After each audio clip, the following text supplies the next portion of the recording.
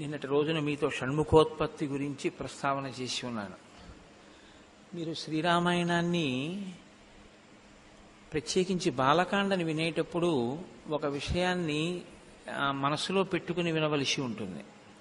అది ఎలా ఉంటుంది అంటే, ఒక మహావృక్షము యొక్క వ్యూహము ఎక్కడ ఉంటుంది? ఒక చిన్న విత్తనంలోనే ఉంటుంది. బీజస్యాంతరివాంకురో జగదిదం ప్రాంగ్ నిర్వికల్పం పునః మాయాకల్పిత దేశకాల కలనా వైచిత్ర చిత్రీకృతం అంటారు శంకరాచార్యుల వారు. చిన్న విత్తనంలోనే ఒక మహావృక్షములకు సంబంధించిన వ్యూహమంతా దాగి ఉన్నట్లు ఒక వ్యక్తి యొక్క వ్యక్తిత్వం అంతా కూడా బాల్యంలోనే దాన్ని జాగ్రత్తగా అంకురంగా మహావృక్షంగా పెంచి పోషించవలసినటువంటి స్థితి దాగి ఉంటుంది.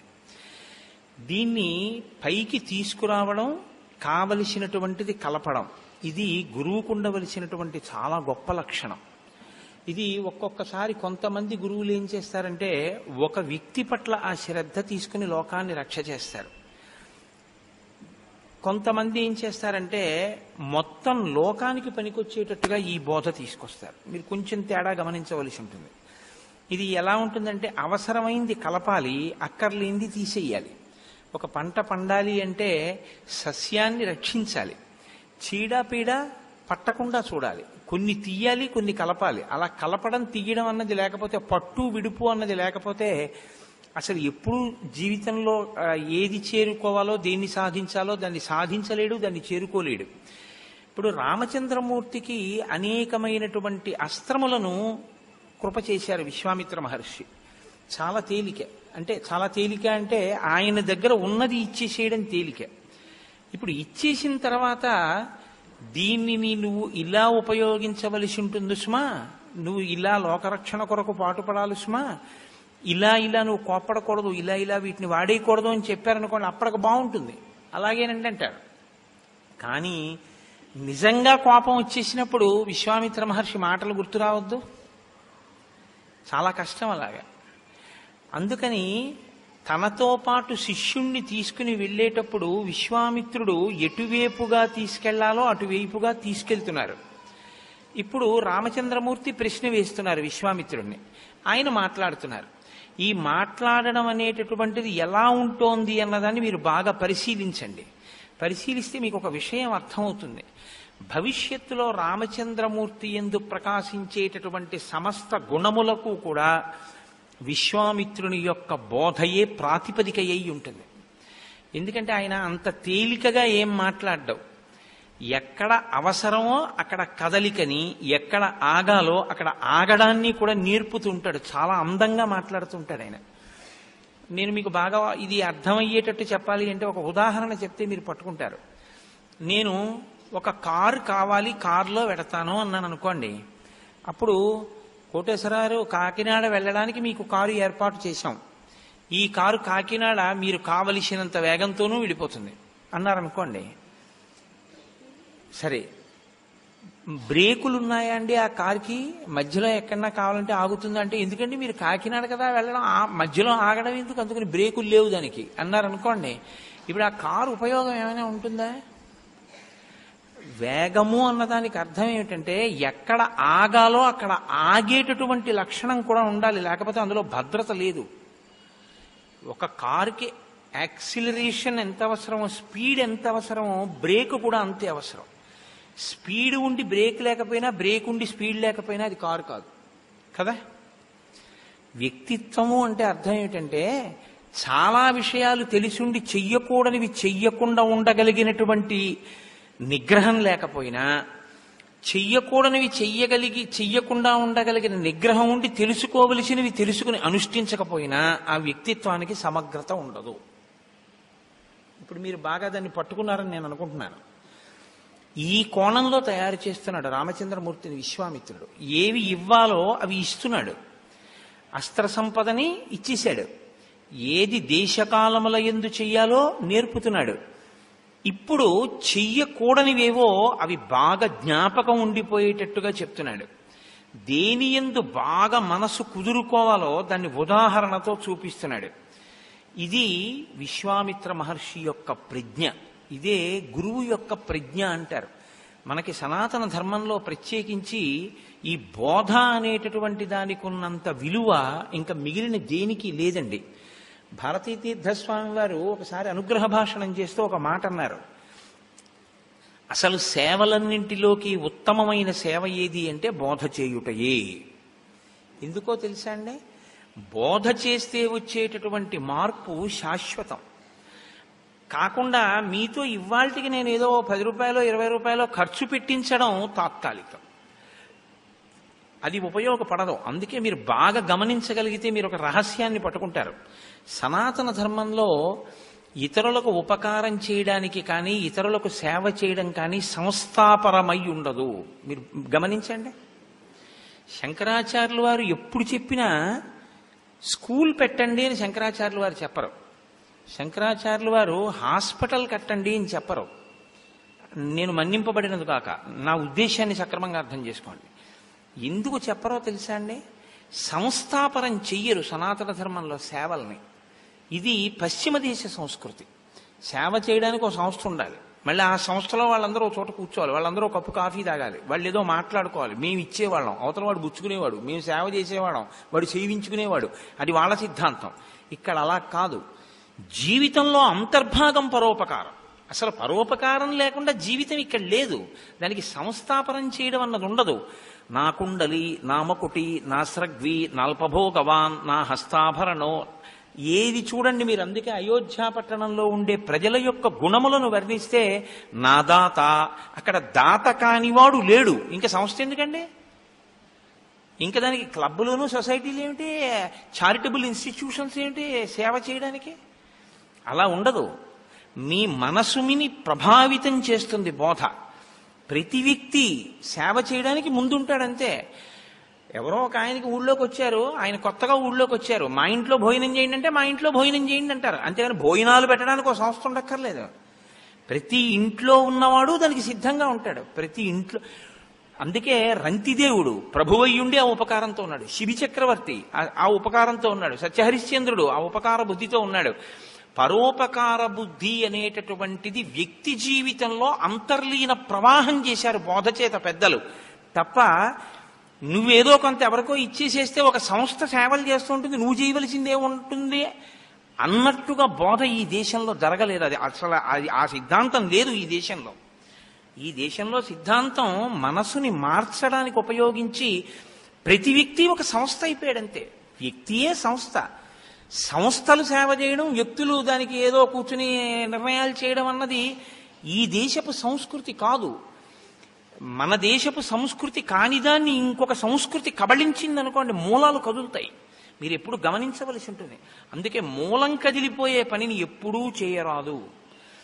శంకర భగవత్పాదులు అందుకే ఆ కోణంలోనే చేస్తారు. బోధ ఎప్పుడు చేసినా ఆయన అలాగే చెప్తారు. విశ్వామిత్రుడు రామచంద్రమూర్తితో మాట్లాడితే మీరు కేవలం ఆయన ఏవో జరిగిపోయిన విషయాలు చెప్తున్నాడు, జరిగిపోయిన కథలు చెప్తున్నాడని వినకండి. ఆయన చెప్తున్నప్పుడు మీరు వినేటప్పుడు ఈ కోణంలో వింటూ ఉండండి. ఇలా వింటే మీరు రామచంద్రమూర్తి యొక్క పాత్రలోకి పరకాయ ప్రవేశం చేయండి. ఆయన ఒక బ్రహ్మచారి, ఇంకాను తండ్రి చాటు బిడ్డ. ఇప్పుడే కొత్తగా బయటికి వచ్చాడు విశ్వామిత్రుడితోటి.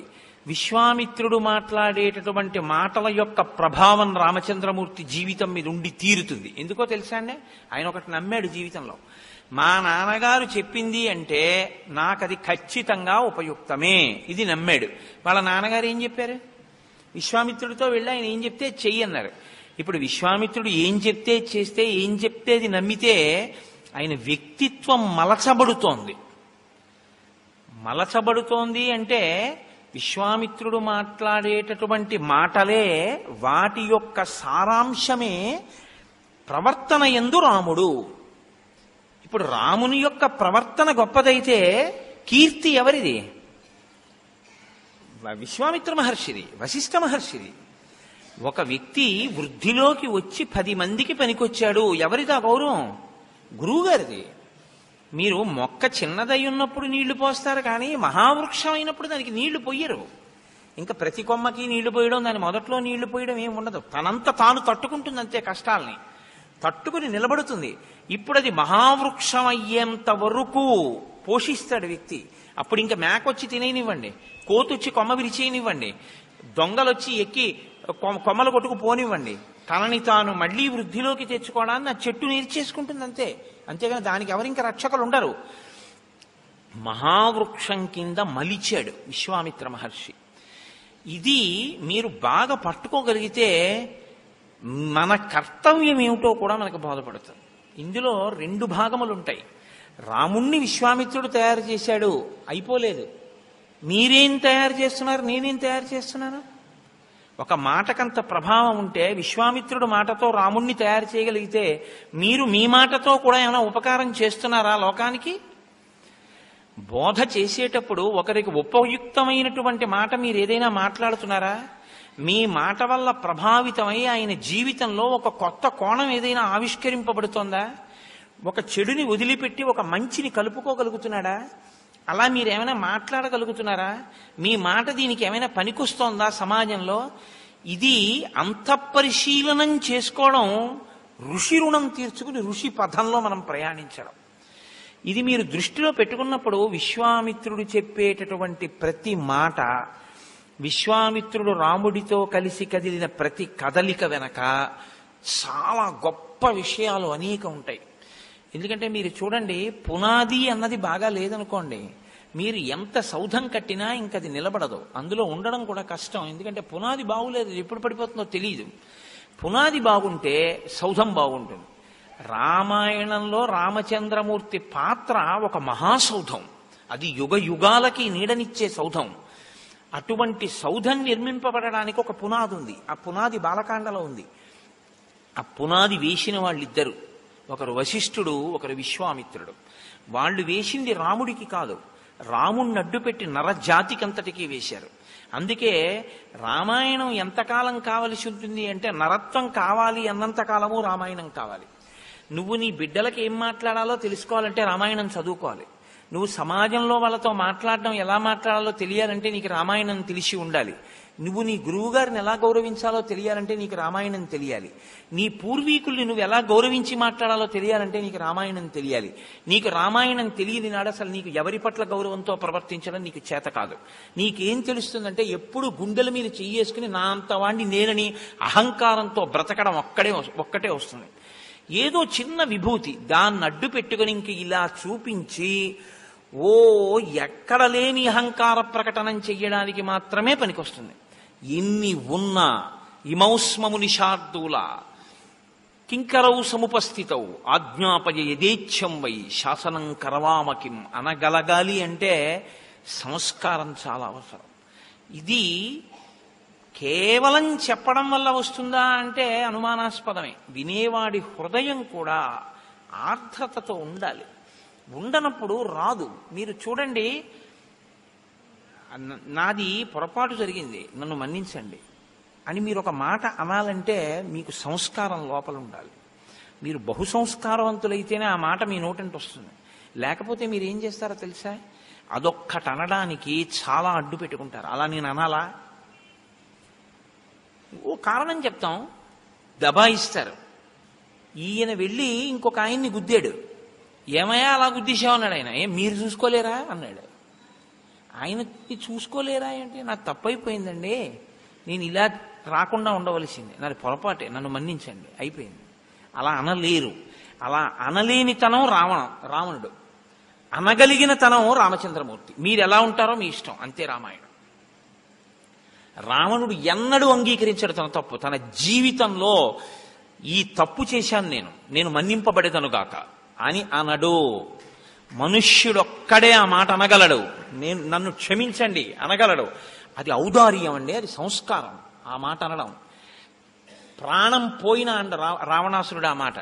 ఎప్పుడు దబాయించి మాట్లాడతాడు. స్వధర్మో రక్షసాం భీరు సర్వధైవన సంశయ గమనం వా పరస్త్రీణాం హరణం సంప్రమధ్యమ ఇదంతే చారు సంజాతే యవ్వనం వ్యతివర్తతే యతతీతం పునర్నైతి శ్రోత శ్రీఘ్రమపామివ. అలా ఉంటాయి రావణాసురుడు మాట్లాడితే. రాముడు మాట్లాడితే అలా ఉండదు. అత్యంత వినయంతో తన వల్ల ఏదైనా అపచారం జరిగిపోయిందేమోనని, ఎక్కడైనా జరిగిందని తనకు అనిపించిందో వెంటనే చెప్తాడు. తను చేస్తానన్నది చెయ్యనని అవతల వాళ్ళు అనుమానపడితే వాళ్ళ కర్మ అనడు రాముడు. రామో దీర్ణాభిభాషతే, అమ్మా నాకు 2 మాటలు రావమ్మా అంటాడు. ఇది రాముడు. మీరు ఎలా ఉండాలనుకుంటున్నారు మీ ఇష్టం, మీరు ఎలా చెక్కబడాలనుకుంటున్నారు మీ ఇష్టం. కానీ రామాయణం మాత్రం మీకు 2 మార్గాల్ని చూపిస్తుంది. నువ్వు ఎలా వెళదాం అనుకుంటున్నావో నువ్వు వెళ్ళవచ్చు. ఈ మార్గం వెంట వెడితే నీ ఫలితం ఇలా ఉంటుంది, ఈ మార్గం వెంట వెడితే యుగాలు మారిపోవచ్చు, నీకు దేవాలయాలు ఉంటాయి, నీ పేరు చిరస్మరణీయమై ఉంటుంది. నువ్వు ఎలా ఉండాలనుకుంటున్నావో, నీ వాళ్ళని ఉద్ధరించాలనుకుంటున్నావో, తాము తరించిన వాళ్ళని కూడా కిందకి లాగేసి నరకంలోకి తీసుకెళ్లాలనుకుంటున్నావో నీ ఇష్టం. నీ చేష్టితముల చేత నువ్వు ఎలా అయినా ఉండొచ్చు. ఇది రామాయణం యొక్క తీర్పు. మీరు ఆ కోణంలో అలా చెక్కినటువంటి రామచంద్రమూర్తి యొక్క స్వరూపంలో విశ్వామిత్ర మహర్షి యొక్క వాగ్వైభవాన్ని మీరు అనుభవించండి. నేను మళ్ళీ మళ్ళీ ఎందుకు ఈ మాట చెప్తున్నానంటే, విశ్వామిత్ర మహర్షి యొక్క పాత్ర ఇంకా రేపటి వరకే కనపడుతుంది, ఇంకా తర్వాత ఇక శ్రీరామాయణంలో కనపడదు. నేను మళ్ళీ మళ్ళీ మీతో చెప్తున్నాను, ఎందుకో తెలుసా అండి, కష్టపడి వేసిన పునాది ఎప్పుడూ కనపడదు. పునాది భూమి లోపలే ఉంటుంది. మిగిలిన వాళ్ళందరూ ఏమంటారంటే బెడ్రూమ్ చాలా బాగా కట్టారండి, హాల్ బాగా కట్టారండి, ఇంటీరియర్ డెకరేషన్ చాలా బాగా చేశారండి అంటారు. కానీ అబ్బా ఇన్నంతస్తుల భవనం కట్టారంటే కింద పునాది ఎంత గట్టిగా నిర్మాణం చేశారండి అని ఎవరు అడగరు. ఎవ్వరూ అడగకపోయినా, ఎవ్వరూ ప్రశంసించకపోయినా, ఎవ్వరూ దాన్ని గుర్తించకపోయినా ఇది గుర్తింపబడడానికి కారణం మాత్రం నేనే. ఈ తృప్తి, ఈ మాట వినపడుతుందో లేదో కూడా భూమిలో ఉన్న పునాదికి చాలు, నా మీద ఇది నిలబడి ఉంది, దీన్ని నేను నిలబెట్టగలిగితే నా జన్మ ధన్యమని ఆ పునాది అలాగే ఉంటుంది. శ్రీరామాయణంలో విశ్వామిత్రుడు వశిష్ఠుడు కూడా అంతే. ఈ దేశంలో గురువుగారని పిలిపించుకున్నటువంటి వాళ్ళ పాత్ర ఎంత జాగ్రత్తగా ఉండాలో, మాట ప్రధానంగా ఎంత జాగ్రత్తగా ఉండాలో, ఎంతగా ప్రభావితం చేసేదై ఉంటుందో నేర్పింది మనకి శ్రీరామాయణం. కాబట్టి మీరు ఆ కోణంలో అవధరించెదరుగాక. రామచంద్రమూర్తితో మాట్లాడుతున్నాడు విశ్వామిత్రుడు. నిన్నటి రోజున షణ్ముఖోత్పత్తి చెప్పారు. రాముడు అన్నాడు, అసలు నిజంగా నాకు ఆ షణ్ముఖోత్పత్తి వింటుంటే, ఆ సుబ్రహ్మణ్య జననం వింటుంటే నాకు చాలా ఆశ్చర్యంగా ఉంది అన్నాడు. అలా అనడం వెనక ఎన్ని రహస్యాలున్నాయో, అతను దాంపత్య జీవితం గురించి రాముడిలో ఎంత అవగాహన ఏర్పడిందో, వ్యక్తిగత జీవితాలు ఎప్పుడు తుఫాన్లోకి వెళ్ళిపోతాయో, చిన్ని రాముడికి ఎన్ని విషయాలు అర్థమయ్యాయో మీరు గ్రహించవచ్చు. ఇప్పుడు అంటున్నాడు విశ్వామిత్రుడు, అయోధ్యాధిపతి శూర పూర్వమాసీన్ నరాధిప సగరో నామధర్మాత్మా ప్రజాకామ సచాప్రజ వైదర్భిదుహితా రామ కేశినీ నామనామత జ్యేష్ఠా సగరపత్నీ సా ధర్మిష్ఠా సత్యవాదిని అరిష్టనేమి దుహిత రూపేణ ప్రతిమా భువి ద్వితీయా సాగరస్యాసీత్ పత్ని సుమతి సంజ్ఞిత. ఆయన ఒక మాట చెప్తున్నాడు, రామ మీ వంశంలోని పూర్వం సగరుడు అనబడేటటువంటి ఒక చక్రవర్తి ఉండేవాడు. ఆయనకి 2 భార్యలు. దక్షిణ నాయకత్వం అంటారు. దక్షిణ నాయకత్వం అంటే బహుభార్యాత్వం, ఒకరికన్నా ఎక్కువ. అది మహారాజులకు అంగీకరింపబడింది. దశరథ మహారాజు గారికి 365 మంది భార్యల కన్నా ఉండేవారు అని. కాబట్టి అయోధ్యాధిపతి శూర, అయోధ్యాధిపతి అయినటువంటి మహాశూరుడైనటువంటి సగర చక్రవర్తికి 2 భార్యలు. ఆయన పరమధర్మాత్ముడు. రాజ్యాన్ని చాలా ప్రజల మనసు చూరగొనేటటువంటి రీతిలో పరిపాలన చేసినటువంటి వాడు. వైదర్భదుహితారామ కేశినీ నామనామత. ఆయన విదర్భరాజు యొక్క కుమార్తె అయినటువంటి కేశిని ఆయన యొక్క పెద్ద భార్య. ఆవిడ జ్యేష్ఠా సగరపత్ని సా ధర్మిష్ఠా సత్యవాదిని. ఆమె చాలా ధర్మమును అనుష్ఠించేటటువంటి స్వభావము కలిగినది, సత్యమును మాట్లాడుతుంది. అరిష్టనేమి దుహిత రూపేణ ప్రతిమా భువి ద్వితీయా సాగరస్యాసీత్ పత్ని సుమతి సంజ్ఞిత. అరిష్టనేమి అని మారుపేరు కలిగినటువంటి కశ్యప ప్రజాపతి యొక్క కూతురు అన్నారు వ్యాఖ్యాతలు చాలా చోట్ల. ఆ అరిష్టనేమి యొక్క కుమార్తె అయినటువంటి సుమతి అనబడేటటువంటి ఆమె గొప్ప లావణ్యవతి, సౌందర్యవతి. ఆమె సగర చక్రవర్తి యొక్క రెండవ భార్య. ఇద్దరు భార్యలతో సగర చక్రవర్తి చాలా సంతోషంగా కాలం గడుపుతున్నాడు. సంతానం లేదు. ఇక్ష్వాకు వంశంలో తరచుగా ఈ సమస్య మీకు కనపడుతూ ఉంటుంది. సంతానం ఉంటూ ఉండదు. దిలీపుడు అదే సమస్య, సగర చక్రవర్తి అదే సమస్య, దశరథ చక్రవర్తి అదే సమస్య. అందుకే భగీరథుడు దీనికి ఒక శాశ్వతమైన పరిష్కారాన్ని సాధించే ప్రయత్నం చేశాడు. అంటే వంశ చరిత్రని అర్థం చేసుకోవడం అన్నది ఎంత ముఖ్యమో మీరు తెలుసుకోవలసి ఉంటుంది. ఇవాళ మనకి ఏమైపోయిందంటే లోకంలో చదువు అంటే అది ఎక్కడి వరకు పరిమితం అయిపోయిందంటే కేవలం పుస్తకం చదువుకోవడం అంతే చదువు అంటే. తప్ప మీ తాతగారు ఎవరండి అని అడిగారు అనుకోండి తెలియదు. మీ గోత్రం ఏమిటండి అని అడిగారు అనుకోండి తెలియదు. మీ ఋషులు ఎవరండి అని అడిగారు అనుకోండి ఏమి తెలియదు. మీ మేనత్ ఎవరు వాడికి తెలియదు. ఎందుకంటే మనం అసలు పంపం. అందులో ఎటువంటి సిస్టమ్ మనం ఇవాళ తయారు చేసేసుకున్నామంటే ఇదొక దారుణమైనటువంటి స్థితి. నాకు తరచుగా అదే జ్ఞాపకానికి వస్తుంటుంది. పౌల్ట్రీ ఫార్మ్స్ ఉంటాయి, ఈ కోళ్ళు పెంచేటటువంటివి. మీరు ఎప్పుడైనా చూశారో లేదో, నీకు అదే పని అనుకోకండి, చూసినది గుర్తొస్తుంటుంది అంతే. ఆ పౌల్ట్రీ ఫార్మ్స్ లో కోళ్ళని పెంచుతూ ఉంటారు. అవి ఎక్కువ స్వేచ్ఛగా తిరగడానికి చోటు ఉంచరు. కోడి పక్కన కోడి, కోడి పక్కన కోడి దగ్గరగా పెరుగుతాయి. ఎందుకంటే అవి కొంచెం ఎక్కువ కదిలితే వాటికి ఉన్నటువంటి శక్తి క్షయం అవుతుందని ఎక్కువ కదలడానికి అవకాశం ఇవ్వరు వాటికి. అది అక్కడే పుడుతుంది, అక్కడే పెరుగుతుంది, అక్కడే తింటుంది, అక్కడే విసర్జిస్తుంది, అక్కడే గుడ్డెడుతుంది. వాడు వచ్చి కింద నుంచి గుడ్లెట్టుకుపోతాడు. ఆఖరణ దాని యొక్క ఒకే ఒక యాత్ర ఏమిటంటే అదే దాని అంతిమ యాత్ర. వాటి కాళ్ళన్నీ కలిపి ఓ గుత్తి కింద కట్టి పట్టుకుపోతారు. చాలా దారుణంగా ఉంటుంది ఆ స్థితి. అది తీసుకెళ్ళడం కూడా పాపం తలలు రోడ్డు కొట్టుకుపోతుంటే తీసుకెళ్తారు. తీసుకెళ్లి పైన ఎక్కింది అంటే దాని కంఠం పోయిందని గుర్తు, కింద ఉంది అంటే కంఠం పోవడానికి క్యూలో ఉందని గుర్తు. అంతే దాని జీవితం. ఇవాళ మనం పిల్లల్ని స్కూలుకు పంపించే విధానం కూడా అంతే. 30 మంది కూర్చునేటటువంటి తరగతి గదిలో పౌల్ట్రీ ఫామ్లో కోళ్లు ఎలా ఉంటాయో అలా 60 మంది కూర్చుని ఉంటారు. పొద్దున్న 6 గంటలకు వెళ్తే రాత్రి 8 గంటల వరకు చదివే దిక్కుమాలిన చదువు. ఆ చదువుకు అర్థమే ఉండదు. వాడికి ఇంకేమీ తెలియదు. వాడికి ఏం తెలుసు అంటే స్టాప్ వాచ్ పెట్టి 60 నిమిషాల్లో ఎన్ని బిట్లు చేసేయగలవు. సంస్కారాన్ని పక్కన పెట్టని చదువు. ఇదే ప్రమాదం అంతా తీసుకొచ్చేస్తుంది. అక్కడే వచ్చింది ఇబ్బంది అంతా. చదువుది తప్ప అంటే సంస్కారం లేని చదువుది తప్పు. సెల్ ఫోన్ది తప్ప అంటే సెల్ ఫోన్ది తప్పు కాదు. ప్రవచన మంటపంలో సెల్ ఫోన్ వినడం, సెల్ ఫోన్ మాట్లాడడం, సెల్ ఫోన్ రింగ్ వచ్చేటట్టుగా దగ్గర పెట్టుకోవడం తప్పు. ఇదే నేను చెప్పింది. విశ్వామిత్రుడు నేర్పింది ఏమిటి అంటే నిగ్రహం నేర్పాడు రామచంద్రమూర్తికి. నిగ్రహం లేకుండా ఏది ఉన్నా ప్రమాదమేనండి. కాబట్టి నేను ఈ మాట ఎందుకు చెప్పవలసి వచ్చింది అంటే ఆ సగర చక్రవర్తికి 2 భార్యలున్నా సంతానం లేరు. ఇప్పుడైనా సంతానం కోసమని తపస్సు చేయడానికి వెళ్ళాడు. ఎక్కడికి వెళ్ళాడు? హిమవంతం సమాసాద్య భృగుప్రస్రవణేగిరౌ. భృగుప్రస్రవణము అనబడేటటువంటి ఒక పవిత్రమైనటువంటి ప్రదేశాన్ని చేరుకున్నాడు హిమవత్ పర్వతం మీద. ఎందుకంటే దేశము, కాలము, ప్రదేశము. దేశమే ప్రదేశము. దేశమునకు ఒక శక్తి ఉంటుంది. శృంగేరి పీఠం శృంగేరిలోనే ఎందుకు ఉండాలి? గుంటూరులో పెట్టకూడదా శంకరాచార్యులు వారంటే? శృంగేరిలో ఆ శక్తి కనపడింది, తపోశక్తి. దేశమునకు ఆ శక్తి ఉంటుంది, భూమండలమునకు. కాబట్టి ఇప్పుడు అక్కడికి వెళ్ళి ఆయన తపస్సు చేశాడు భార్యలతో కలిసి. ఎవరి గురించి? అదో గమ్మత్తు. భృగు మహర్షి గురించి తపస్సు చేశాడు. మహర్షి దర్శనానికి తపస్సు చేశాడు. అంటే మీరు ఇక్కడ ఒక విషయాన్ని గమనించవలసి ఉంటుంది. దేవతలు ఎంత శక్తివంతులో ఋషులు కూడా అంతే శక్తివంతులు. ఋషి కూడా మీకు అలాగే కృప చెయ్యగలడు. కాబట్టి ఆయన ఋషి గురించి తపస్సు చేశాడు.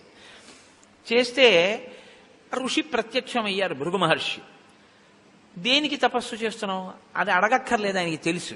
ఆయన అన్నాడు, నీకు 2 భార్యలు కదా, ఒక భార్య యందు బహుసంతానము అంటే చాలా మంది పిల్లలు పుడతారు. ఒక భార్య యందు వంశకరుడు జన్మిస్తాడు. చాలా తథాస్తు. ఆయన వెళ్ళిపోతున్నారు. కుతూహలం అని ఒకటి ఉంటుంది లోకంలో. కుతూహలం అన్నది ఎందులోంచి వస్తుందో తెలుసా అండి? మీ మనసు యొక్క స్థితిలోంచి వస్తుంది. వెంకటాచలంలో దర్శనం చేసుకుని మీరు బయటికి వస్తున్నారనుకోండి, ప్రసాదం ఇస్తూ ఉంటారు.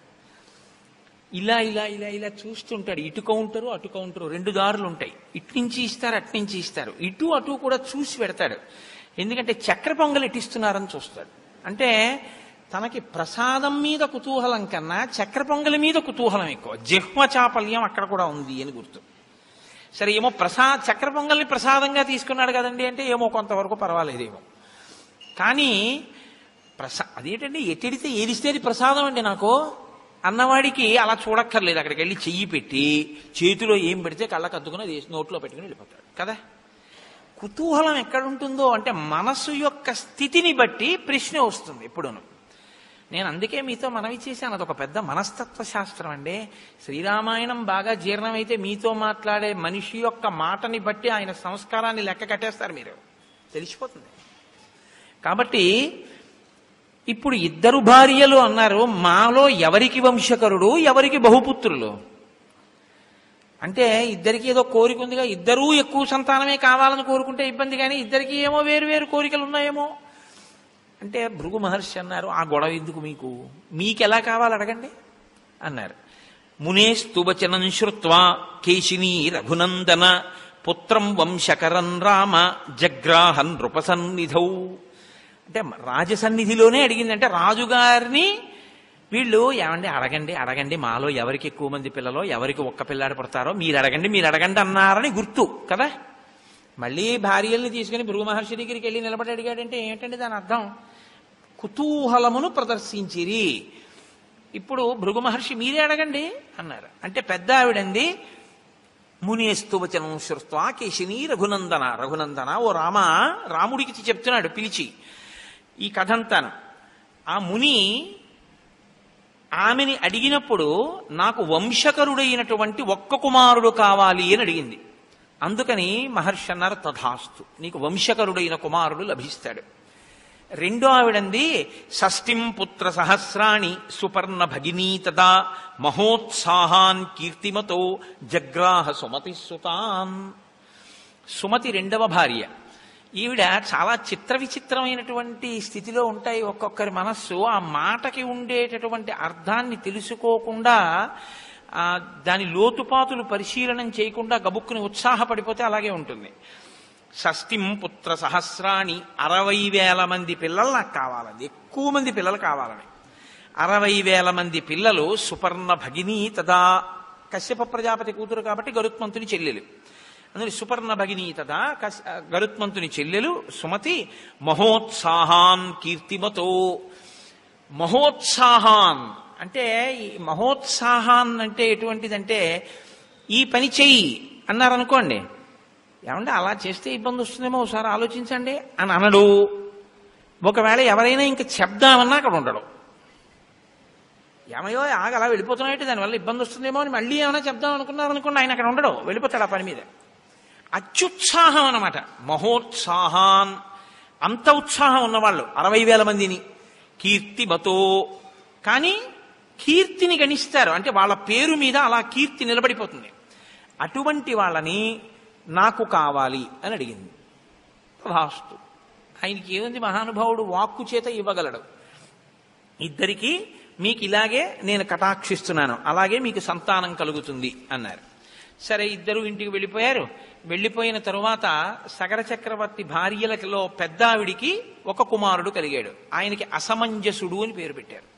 రెండవ ఆమెకి ఒక పెద్ద పిండం ఒకటి పుట్టింది. ఆ పిండానికి తేనె పట్టుకు తేనెటీగలు ఎలా ఉంటాయో అలా 60,000 మంది చిన్న చిన్న చిన్న చిన్న పిల్లల యొక్క వ్యూహము దానికి అంటుకునుంది. దాదులు వీళ్ళని నీతి కుండల్లో పెట్టి పెంచి పెద్ద చేశారంటే ప్రిమిచ్యూర్డ్ బర్త్ అన్నది రామాయణ కాలానికే ఉందిలా ఉంది. అందుకని 60,000 మందిని నీతి కుండల్లో పెట్టి పెంచి పెద్ద చేశారు. ఇప్పుడు ఈ 60,000 మంది పెద్దవాళ్ళు అయ్యారు. అసమంజసుడు పెద్దవాడయ్యాడు. అసమంజసుడు ఈ 60,000 మంది అన్నదమ్ములు కదండి అవుతారు, ఇద్దరు భార్యల బిడ్డలు కాబట్టి. బాగా జ్ఞాపకం పెట్టుకోండి, నేను ఎందుకు ఈ బంధుత్వం మీకు చెప్తున్నానంటే ఎదర చాలా అవసరం అవుతుంది ఇది. ఈ అసమంజసుడు ఒక పని చేస్తుండేవాడు. సరయూ నదిలో ఆడుకుందాం రండని పిలిచేవాడు పిల్లల్ని. వాళ్ళందరూ పిల్లలు కదా, సరే ఆడుకుందామని వెళ్ళేవారు. ఆయనకు ఒక అలవాటు, ఆడుతూ ఆడుతూ ఏం చేసేవాడంటే పిల్లల్ని తీసుకెళ్లి సరయూ నదీ తీరంలో ఉండేటటువంటి నీటిలో వాళ్ళకి ఊపిరి ఆడకుండా నొక్కి చంపేసేవాడు. వాళ్ళు గిలగిలగిలగిల తన్నుకుని చచ్చిపోతే రాజుగారి కొడుకు కదా, ఇంటికి వెళ్ళిపోయేవాడు. ఇది ఎంతకాలం ఓర్చుకుంటారు ప్రజలు? చెప్పి చూశారు రాజుగారికి. రాజు చాలా తీవ్రంగా మాట్లాడాడు, నువ్వు ఇలా చేయకూడదని చెప్పాడు. అది మనకి ఎందువల్ల తెలుస్తుందంటే ఆయనకి తర్వాత పెళ్ళైపోయి కొడుకు కూడా పుట్టాడు కాబట్టి మారాలి కదా. మారలేదనే అర్థం. కొడుకు పుట్టేశాడు, ఆ కొడుక్కి అంశుమంతుడు అని పేరు కూడా పెట్టాడు శకర చక్రవర్తి. అయినా అతను మారినట్టు కనపడదు, అతని పిల్లల్ని అలా చంపుతూనే ఉన్నాడు. అంటే ఒక్కొక్కడికి ఒక్కొక్క పైశాచికమైన ఆనందం. కాబట్టి ఏవం పాప సమాచార సజ్జన ప్రతిపాదక పౌరాణామహితే యుక్త పుత్రో నిర్వాసిత పురాత్. ధర్మం అంటే అది. ధర్మం అంటే 10 మంది బిడ్డలు పోయి ఏడుస్తుంటే నా పిల్లాడు సంతోషిస్తున్నాడని ఊరుకోవడం కాదు. ధర్మం ధర్మమే. కాబట్టి రాజు అన్నాడు, సజ్జన ప్రతిబాధక, సజ్జనుల్ని బాధిస్తోంది నా కొడుకు ప్రవర్తన, కాబట్టి వీడి ఊళ్ళో ఉండడానికి వీల్లేదని రాజ్య బహిష్కారం విధించాడు. నువ్వు నా దగ్గర ఉండకుండా వెళ్ళిపో అన్నాడు. అసలు తండ్రికి కొడుకు కనపడకుండా దూరంగా వెళ్ళిపోతున్నాడు అంటేనే చాలా బెంగ. అటువంటిది తండ్రి తనంత తానుగా కొడుకుని రాజ్య బహిష్కారం విధించాలి అంటే చాలా కష్టం. అది రాజే తలుచుకుంటే దాన్ని ఎలాగైనా సరే తిమ్మిని బమ్మి చేసి తన కొడుకే ఒప్పు అని నిరూపించవచ్చు. కానీ అది ఇక్ష్వాకు వంశంలో ఉన్నటువంటి చక్రవర్తుల లక్షణం కాదు. ధర్మం కోసం అవసరమైతే తన కొడుకుని విడిచిపెట్టాడు రామ సగర చక్రవర్తి, జ్ఞాపకం పెట్టుకో. ఇప్పుడు ఏం చేస్తోంది ఇది రాముడి మీద గుర్తించండి. త్యాగం చెయ్యగలిగిన లక్షణాన్ని పెంచుతోంది. ఇదే నేను మీకు చెప్పింది. ధర్మం కోసం, ప్రజల కోసం అవసరమైతే కడుపున పుట్టినటువంటి కొడుకుని విడిచిపెట్టాడు మా వంశంలో ఉన్నటువంటి పెద్ద ఆయన.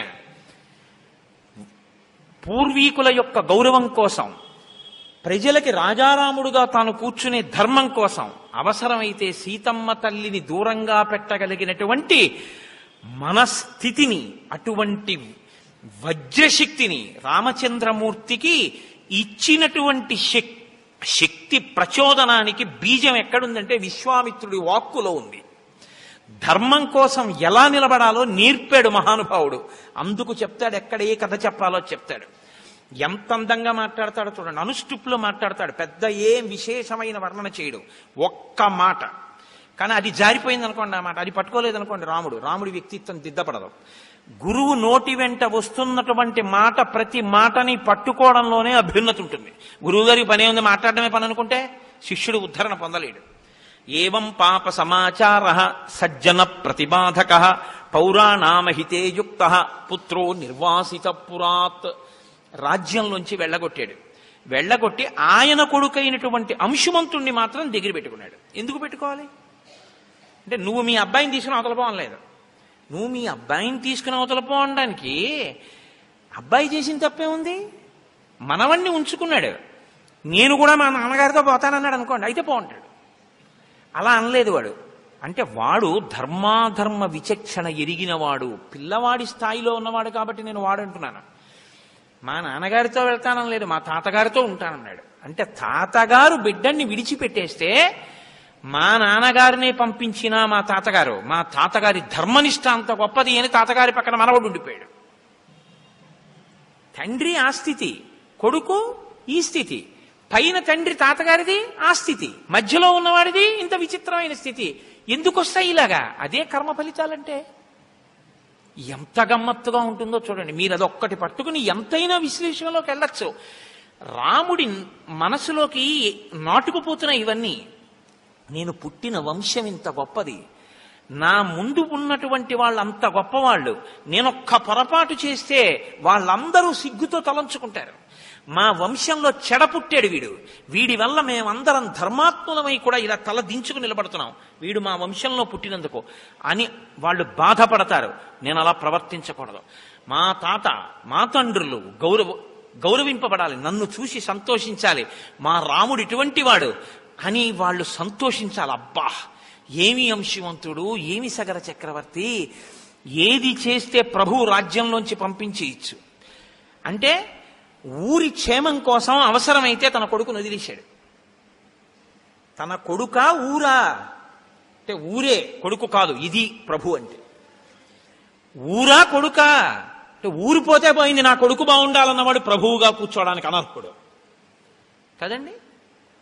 ఇది రామాయణం అంటే. ఇది నేర్పుతోంది, ఒక రాజుకుండవలసినటువంటి లక్షణాన్ని నేర్పుతోంది. ఇందులోంచి వచ్చాడు రాజారాముడు. ఈ రాజారాముడు మనకి ఆదర్శ పురుషుడయ్యాడు. చెక్కినవాడు విశ్వామిత్రుడు. అందుకే నాకు ఆయన పేరు చెప్తే చాలంత గౌరవం. నాకు బాలకాండ చెప్పడం అంటే ఎందుకు సంతోషం అంటే ఆ మహానుభావుడి పేరు 10 మాటలు ఉచ్చరిస్తానని సంతోషం.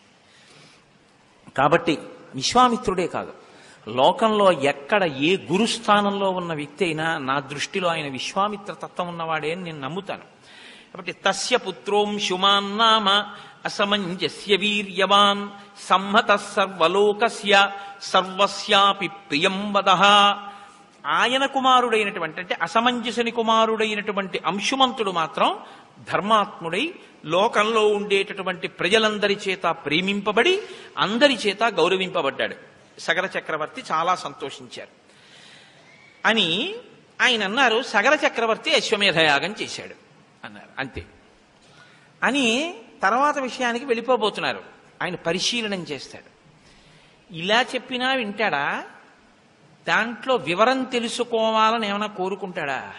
అందుకని అన్నారు, సగర చక్రవర్తి అశ్వమేధయాగం చేశాడయా, అశ్వమేధయాగం పూర్తయిపోయింది. తర్వాత ఆయన వంశంలో అంటున్నారు, ఆగండి ఆగండి ఆగండి ఆగండి గురువుగారు ఆగండి ఒక్కసారి, అశ్వమేధయాగం చేశారా? మా వంశంలో సగర చక్రవర్తి మా పూర్వీకుడు మహానుభావుడు, ఏం అశ్వమేధయాగం అండి, ఎంత గొప్పదండి అశ్వమేధయాగం అంటే. శ్రోతుమిచ్చామి భద్రంతే, గురువుగారు నన్ను కృప చెయ్యండి, వివరంగా చెప్పండి అని ఎలా అడుగుతాడు?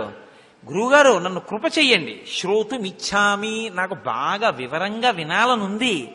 మహానుభావులు ఎంత గొప్పగా చేశారండి మా పూర్వీకులు, విస్తరేణ కథామిమాం, బాగా వివరించి నాకు చెప్పరా గురువుగారు నా మీద కృపచేత. పూర్వకోమే కథం బ్రహ్మన్ యజ్ఞం వై సముపాహరత్. ఆ యజ్ఞం చెయ్యడం అంటే అంత తేలిగ్గా ఏముండదు అశ్వమేధయాగం. ఆ యజ్ఞాన్ని మా పూర్వీకుడైనటువంటి సగర చక్రవర్తి ఎలా చేశారో నాకు చెప్పవలసింది. ఒక నవ్వు నవ్వాడు. విశ్వామిత్రస్తు కాకుత్సం ఉవాచ ప్రహసన్నివా. ఓ చిరునవ్వు చిందించేట విశ్వామిత్రుడు. ప్రహసన్నివా, దేనిక చిరునవ్వు? ఇదిరా అబ్బాయి నీకుండవలసిన లక్షణం. మీ తాతగారా అన్నారనుకోండి ఎవరో తెలుసున్న వాళ్ళు, అమ్మ బాబోయ్ ఆయన దగ్గరికి వెళ్తేనండి సుత్తీసేస్తాడంటారు ఇవాళ మన పిల్లలైతే. మాకెందుకండి మా తాతగారి గోల. అసలు తాతగారి గురించి నాయనమ్మ గురించి ఎంత లేకిగా మాట్లాడచ్చో, ఎంత పేరు పెట్టి పిలవచ్చో, ఎంత అసహ్యంగా ప్రవర్తించచ్చో ఆదర్శంగా డబ్బులిచ్చి మరీ చూపించి నేర్పించుకుంటున్నాం మనం కాదా? సినిమాల్లో తీసేవి అంతకన్నా గొప్పగా ఏమైనా ఉన్నాయా? కానీ రామాయణం అది కాదే. తన పూర్వీకులు అశ్వమేధం చేశారని చెప్తే ఏది నాకు వివరంగా చెప్పండి అని అడిగాడు. తన పూర్వీకుల పట్ల అంత గౌరవం, అంత మర్యాద. మా వంశంలోనండి ఆయన మహానుభావుడు ఫలానా వారు ఉండేవారు అని తన తాత గురించి తన ముత్తాత గురించి తెలిసి చెప్పుకుని పొంగిపోయిన వాడెవడో వాణ్ణి చూసుకుని సంతోషిస్తారు పితృదేవతలు. తండ్రి గురించి తెలియదు, తాత గురించి తెలియదు, తండ్రి గారు చేసింది తెలియదు, తాతగారు చేసింది తెలియదు. దేనికి నువ్వు ఇంకా నీ జన్మకి ప్రయోజనం? నేను మీకు ఒక యథార్థం చెప్తున్నాను. ఇవాళ నేను ఇక్కడికి రామాయణం చెప్పడానికి రావడానికి కారణం ఒక్కటే. హరిప్రసాద్ గారు నాతో కన్నుల నీరు పెట్టుకుని ఓ రోజున ఓ మాట చెప్పారు. రామచంద్రమూర్తి ఊరేగింపు వెళ్ళిపోతుంటే మా నాన్నగారు ఇంట్లోంచి చూసి పరమ సంతోషంగా బయటికి వచ్చి హారతిచ్చి లోపలికి వెళ్ళి కూర్చుని రామనామం చెప్పుకుంటూ శరీరం వదిలిపెట్టారండి. మా నాన్నగారికి అంత రామభక్తి, కోటేశ్వరారు అని చెప్పుకుని కళ్ళమ్మన నీళ్లు పెట్టుకున్నారు. అంత రామభక్తి కలిగినటువంటి తండ్రి పట్ల ప్రీతి కలిగిన కొడుకు రామాయణం చెప్పమని అడిగాడు. ఇంకంతకన్నా ఏ కారణం కావాలి నువ్వు రామాయణం చెప్పడానికి? సెలవు పెట్టి వెళ్ళవలసిందే నువ్వు. నీ పితృదేవతల పట్ల నీకు ప్రేమ లేకపోతే, నీ తండ్రి మీద ప్రేమ లేదు, నీ తాత మీద ప్రేమ లేదు, బూడిదలో ఎందుకు నీ చదువు? ఎందుకు పనికొస్తుంది? తండ్రిని వృద్ధాశ్రమం, తల్లిని వృద్ధాశ్రమం, నీ పినతండ్రిని గౌరవించవు, పెదతండ్రిని గౌరవించవు, గురువుని గౌరవించవు, నీకు ఎవ్వరి పట్ల గౌరవం లేదు, నీ అంత నువ్వు పుట్టావు, నీ అంత నువ్వు పెరిగావు, నీ శుభలేఖ మీద పెద్దవాళ్ల పేరు ఉండదు, నీకు నువ్వు పిలుచుకుంటూ శుభలేఖ వేసుకుంటావా? అనాథవా నువ్వేమన్నా? నీకు తల్లిదండ్రులు లేరు? సొలిసిట్ యువర్ గ్రేషియస్ ప్రజెన్స్ ఏమిటండి? నీ పెద్దవాళ్ళు పిలవాలా, నువ్వు పిలుచుకుంటావా నా పెళ్లికని? ఎవరు లేరా నీకు? అనాథమా? ఏమా దరిద్రం అంటే ఇవాళ మనం వింత పోకడలకి పోయి మన సంస్కృతి కాని సంస్కృతిని నెత్తికెత్తుకుని పాడు చేస్తున్నది ఎవరైనా ఉంటే పెద్దవాళ్లే. నేను క్షమింపబడేదనుగాక. రామాయణం పిల్లలకి తెలియకపోతే తప్పు పెద్దవాళ్ళదే. మీరు కొనలేదు రామాయణం, కోట్ల రూపాయలు ఖర్చు పెట్టేశారు లేచిన దగ్గర నుంచి. తిన్న యాపిల్ పళ్లల్లో లక్షోవంతు డబ్బు పెట్టి 6 కాండలు గోరఖ్పూర్వి కొని ఇంట్లో పెట్టుంటే నీ కొడుకు ఎప్పుడో ఒకప్పుడు రామాయణం చదివి ఉండేవాడు. నీ ఇంట్లో ఇంటీరియర్ డెకరేషన్కి అంత డబ్బు ఖర్చు పెట్టావు, నీ ఇంట్లో 6 కాండల రామాయణం లేదు. దేనికి నిన్ను మన్నించాలి? దేనికి గౌరవించాలి? ఈ రామాయణం అంత బరువైందా? 6 కాండల పుస్తకం కొని నీ ఇంట్లో పెట్టలేదు. 12 స్కంధాల భాగవతం పోతన గారిది నీ ఇంట్లో లేదు. నీ ఇంటి పిల్లలు సంస్కారవంతులు అవ్వాలని నువ్వు కోరుకోవడానికి నీకున్న నైతికమైన అర్హత ఏమిటి? లేదు. మనకి ఎక్కడ కోల్పోతున్నామంటే మన సంస్కారాన్ని మనం విడిచిపెడుతున్నాం. నా ఆర్తి చేత పలికిన వ్యగ్రతతో కూడిన మాటలు మన్నింపబడుగాక. కాబట్టి ఇప్పుడు 60,000 మంది ఒక భార్య పిల్లలు, రెండవ భార్య యొక్క పెద్ద భార్య యొక్క మనవడు, పెద్ద భార్య వైపు నుంచి వచ్చినటువంటి మనవడు. ఎందుకంటే అసమంజసుని యొక్క కొడుకైన అంశుమంతుడు, రెండవ భార్య యొక్క పుత్రులైన 60,000 మంది పిల్లలు. అంటే పిల్లలు 60,000 మంది ఉన్నారు, ఒక మనవడు ఉన్నాడు సగర చక్రవర్తి. ఈయన అశ్వమేధయాగాన్ని సంకల్పం చేశారు. సంకల్పం చేసి గుర్రాన్ని విడిచిపెట్టాడు. ఏమిటి ధైర్యం? 60,000 మంది కొడుకులే ఉన్నారు. ఈ భూమి 60,000 యోజనములట. 60,000 యోజనములు కాబట్టి యోజనానికి ఓ పిల్లాడు వెళ్ళినా గుర్రాన్ని ఎవడో ఎత్తుకుపోలేడు కదండి. కాబట్టి అశ్వమేధయాగం చేద్దాం అనుకున్నాడు. అనుకుని గుర్రాన్ని విడిచిపెట్టాడు. చిత్రం ఏం జరిగిందంటే, రాక్షసీం తనుమాస్థాయ యజ్ఞీయాశ్వమపాహరత్ హ్రియమాణీ తుకాకుత్స తస్మిన్నశ్వే మహాత్మనః. దేవేంద్రుడు రాక్షస స్వరూపాన్ని మాయాస్వరూపంగా గ్రహించి ఆ గుర్రాన్ని ఎత్తుకుపోయాడు. ఎత్తుకుపోతే ఇప్పుడు ఆ గుర్రం కనపడలేదు. ఆ గుర్రానికి రక్షకులుగా వెళ్ళిన వాళ్ళు వెనక్కి వచ్చేసారు. వెనక్కి వచ్చేసి సగర చక్రవర్తి యజ్ఞ దీక్షలో ఉన్నాడు. అటు ఇటు కదలకూడదు దీక్షలో ఉన్నప్పుడు, అందుకని యజ్ఞ దీక్షలో ఉన్నాడు. ఆయన దగ్గరికి వచ్చి చెప్పారు, గుర్రాన్ని ఎవరో ఎత్తుకుపోయారండి అన్నారు. ఇప్పుడు గుర్రం కనపడకపోతే, గుర్రం తిరిగి రాకపోతే యజమానికి, క్రతువు చేయిస్తున్న వాళ్ళకి కూడా అది అరిష్టం. కాబట్టి ఎలాగైనా గుర్రం తిరిగి రావాలి సగర చక్రవర్తి. కాబట్టి నువ్వు జాగ్రత్త, నువ్వు వెళ్ళడానికి వీల్లేదు, యజ్ఞ దీక్షలో ఉన్నావు, కాబట్టి ఎవరినైనా పంపు అన్నాడు. ఆయన 60,000 మంది పిల్లల్ని పిలిచాడు. మహోత్సాహం కదండి వాళ్ళు, చెప్పగానే వెళ్ళిపోతారంతే ఇంకా పని మీద. ఏకైక యోజనం పుత్ర విస్తారం అధిగచ్చత యావత్ తురంగ సందర్శ తావత్ ఖనతమేదినీం అన్నాడు. అంటే చూడండి, మనం కోపం వచ్చేస్తే ఎందుకు కనపడతారా, వెతికేసేయండి అంతే శుభ్రంగా, ఎక్కడివక్కడ వెతకండి అంటాను చూసారా. అలా ఎందుకు కనపడదు గుర్రం? 60,000 యోజనాల భూమిని, మీ 60,000 మంది ఒక్కొక్కడు ఒక్కొక్క యోజనం తరపున భూమినంతటినీ గోతులు పెట్టి తవ్వేసి వెతికేయండి, ఎక్కడ ఉంటుంది గుర్రం, కనపడి తీరుతుందన్నాడు. ఇది వెతకడం విషయంలో ఉపయోగించిన మాట వ్యగ్రత. అంటే గుర్రం పోయిందన్నటువంటి తాపత్రయంలో వాళ్ళు మహోత్సాహం. వాళ్ళు ఏం చేశారో తెలుసా అండి? యోజనాయామ విస్తారం ఏకైకో ధరణీతలం బిబుధు పురుష వ్యాఘ్ర వజ్రస్పర్శ సమైర్నఖై. వజ్రాల్లాంటి గోళ్లతో వాళ్ళు 60,000 యోజనముల భూమిని గోతులు కింద తవ్వేశారు. ఈ తవ్వేయడం ఎంత దూరం తవ్వేశారో తెలుసా అండి? 60,000 మంది కలిసి పెట్టినటువంటి గోతులకి ఆ గోళ్లతో తవ్వేస్తే పాతాళలోకం దగ్గరికి వెళ్ళిపోయారు. ఇంతంత గోతులు పెడితే ఈ మధ్యలో పన్నగములు కనపడ్డాయి, రాక్షసులు కనపడ్డారు. కనపడ్డ వాళ్ళందరినీ చంపుకుంటూ మా గుర్రం పోయింది, మా గుర్రాన్ని మీరే ఎత్తుకుపోయి ఉంటారు, మా గుర్రం కనపడేదాకా మేము వదిలిపెట్టాం, తవ్వేస్తామని తవ్వేస్తున్నారు. తవ్వుకుంటూ వెళ్ళిపోయారు. ఎంత దూరం వెళ్ళిపోయినా వాళ్ళకి గుర్రం కనపడలేదు. వాళ్ళు ఏం చేశారంటే మళ్ళీ తిరిగి తండ్రి దగ్గరికి వచ్చారు. నాన్నగారు మీరు చెప్పినట్టే భూమిని అంతటినీ తవ్వేశాం, పాతాళం దాకా వెళ్ళిపోయాం, మాకు గుర్రం కనపడలేదు నాన్నగారండి అన్నారు. ఈలోగా వీళ్ళు ఊరుకుంటారా? మిగిలినటువంటి వాళ్ళు దేవతలు, గంధర్వులు, అసురులు, నాగులు వీళ్ళందరూ కూడా వీళ్ళిలా భూమినంతటినీ పాడు చేసేస్తుంటే ఇబ్బందికి లోనైపోతున్నారు. వాళ్ళందరూ మరణిస్తున్నారు వీళ్ళ వల్ల. కాబట్టి వీళ్ళందరూ కలిసి చతుర్ముఖ బ్రహ్మగారి దగ్గరికి వెళ్ళారు.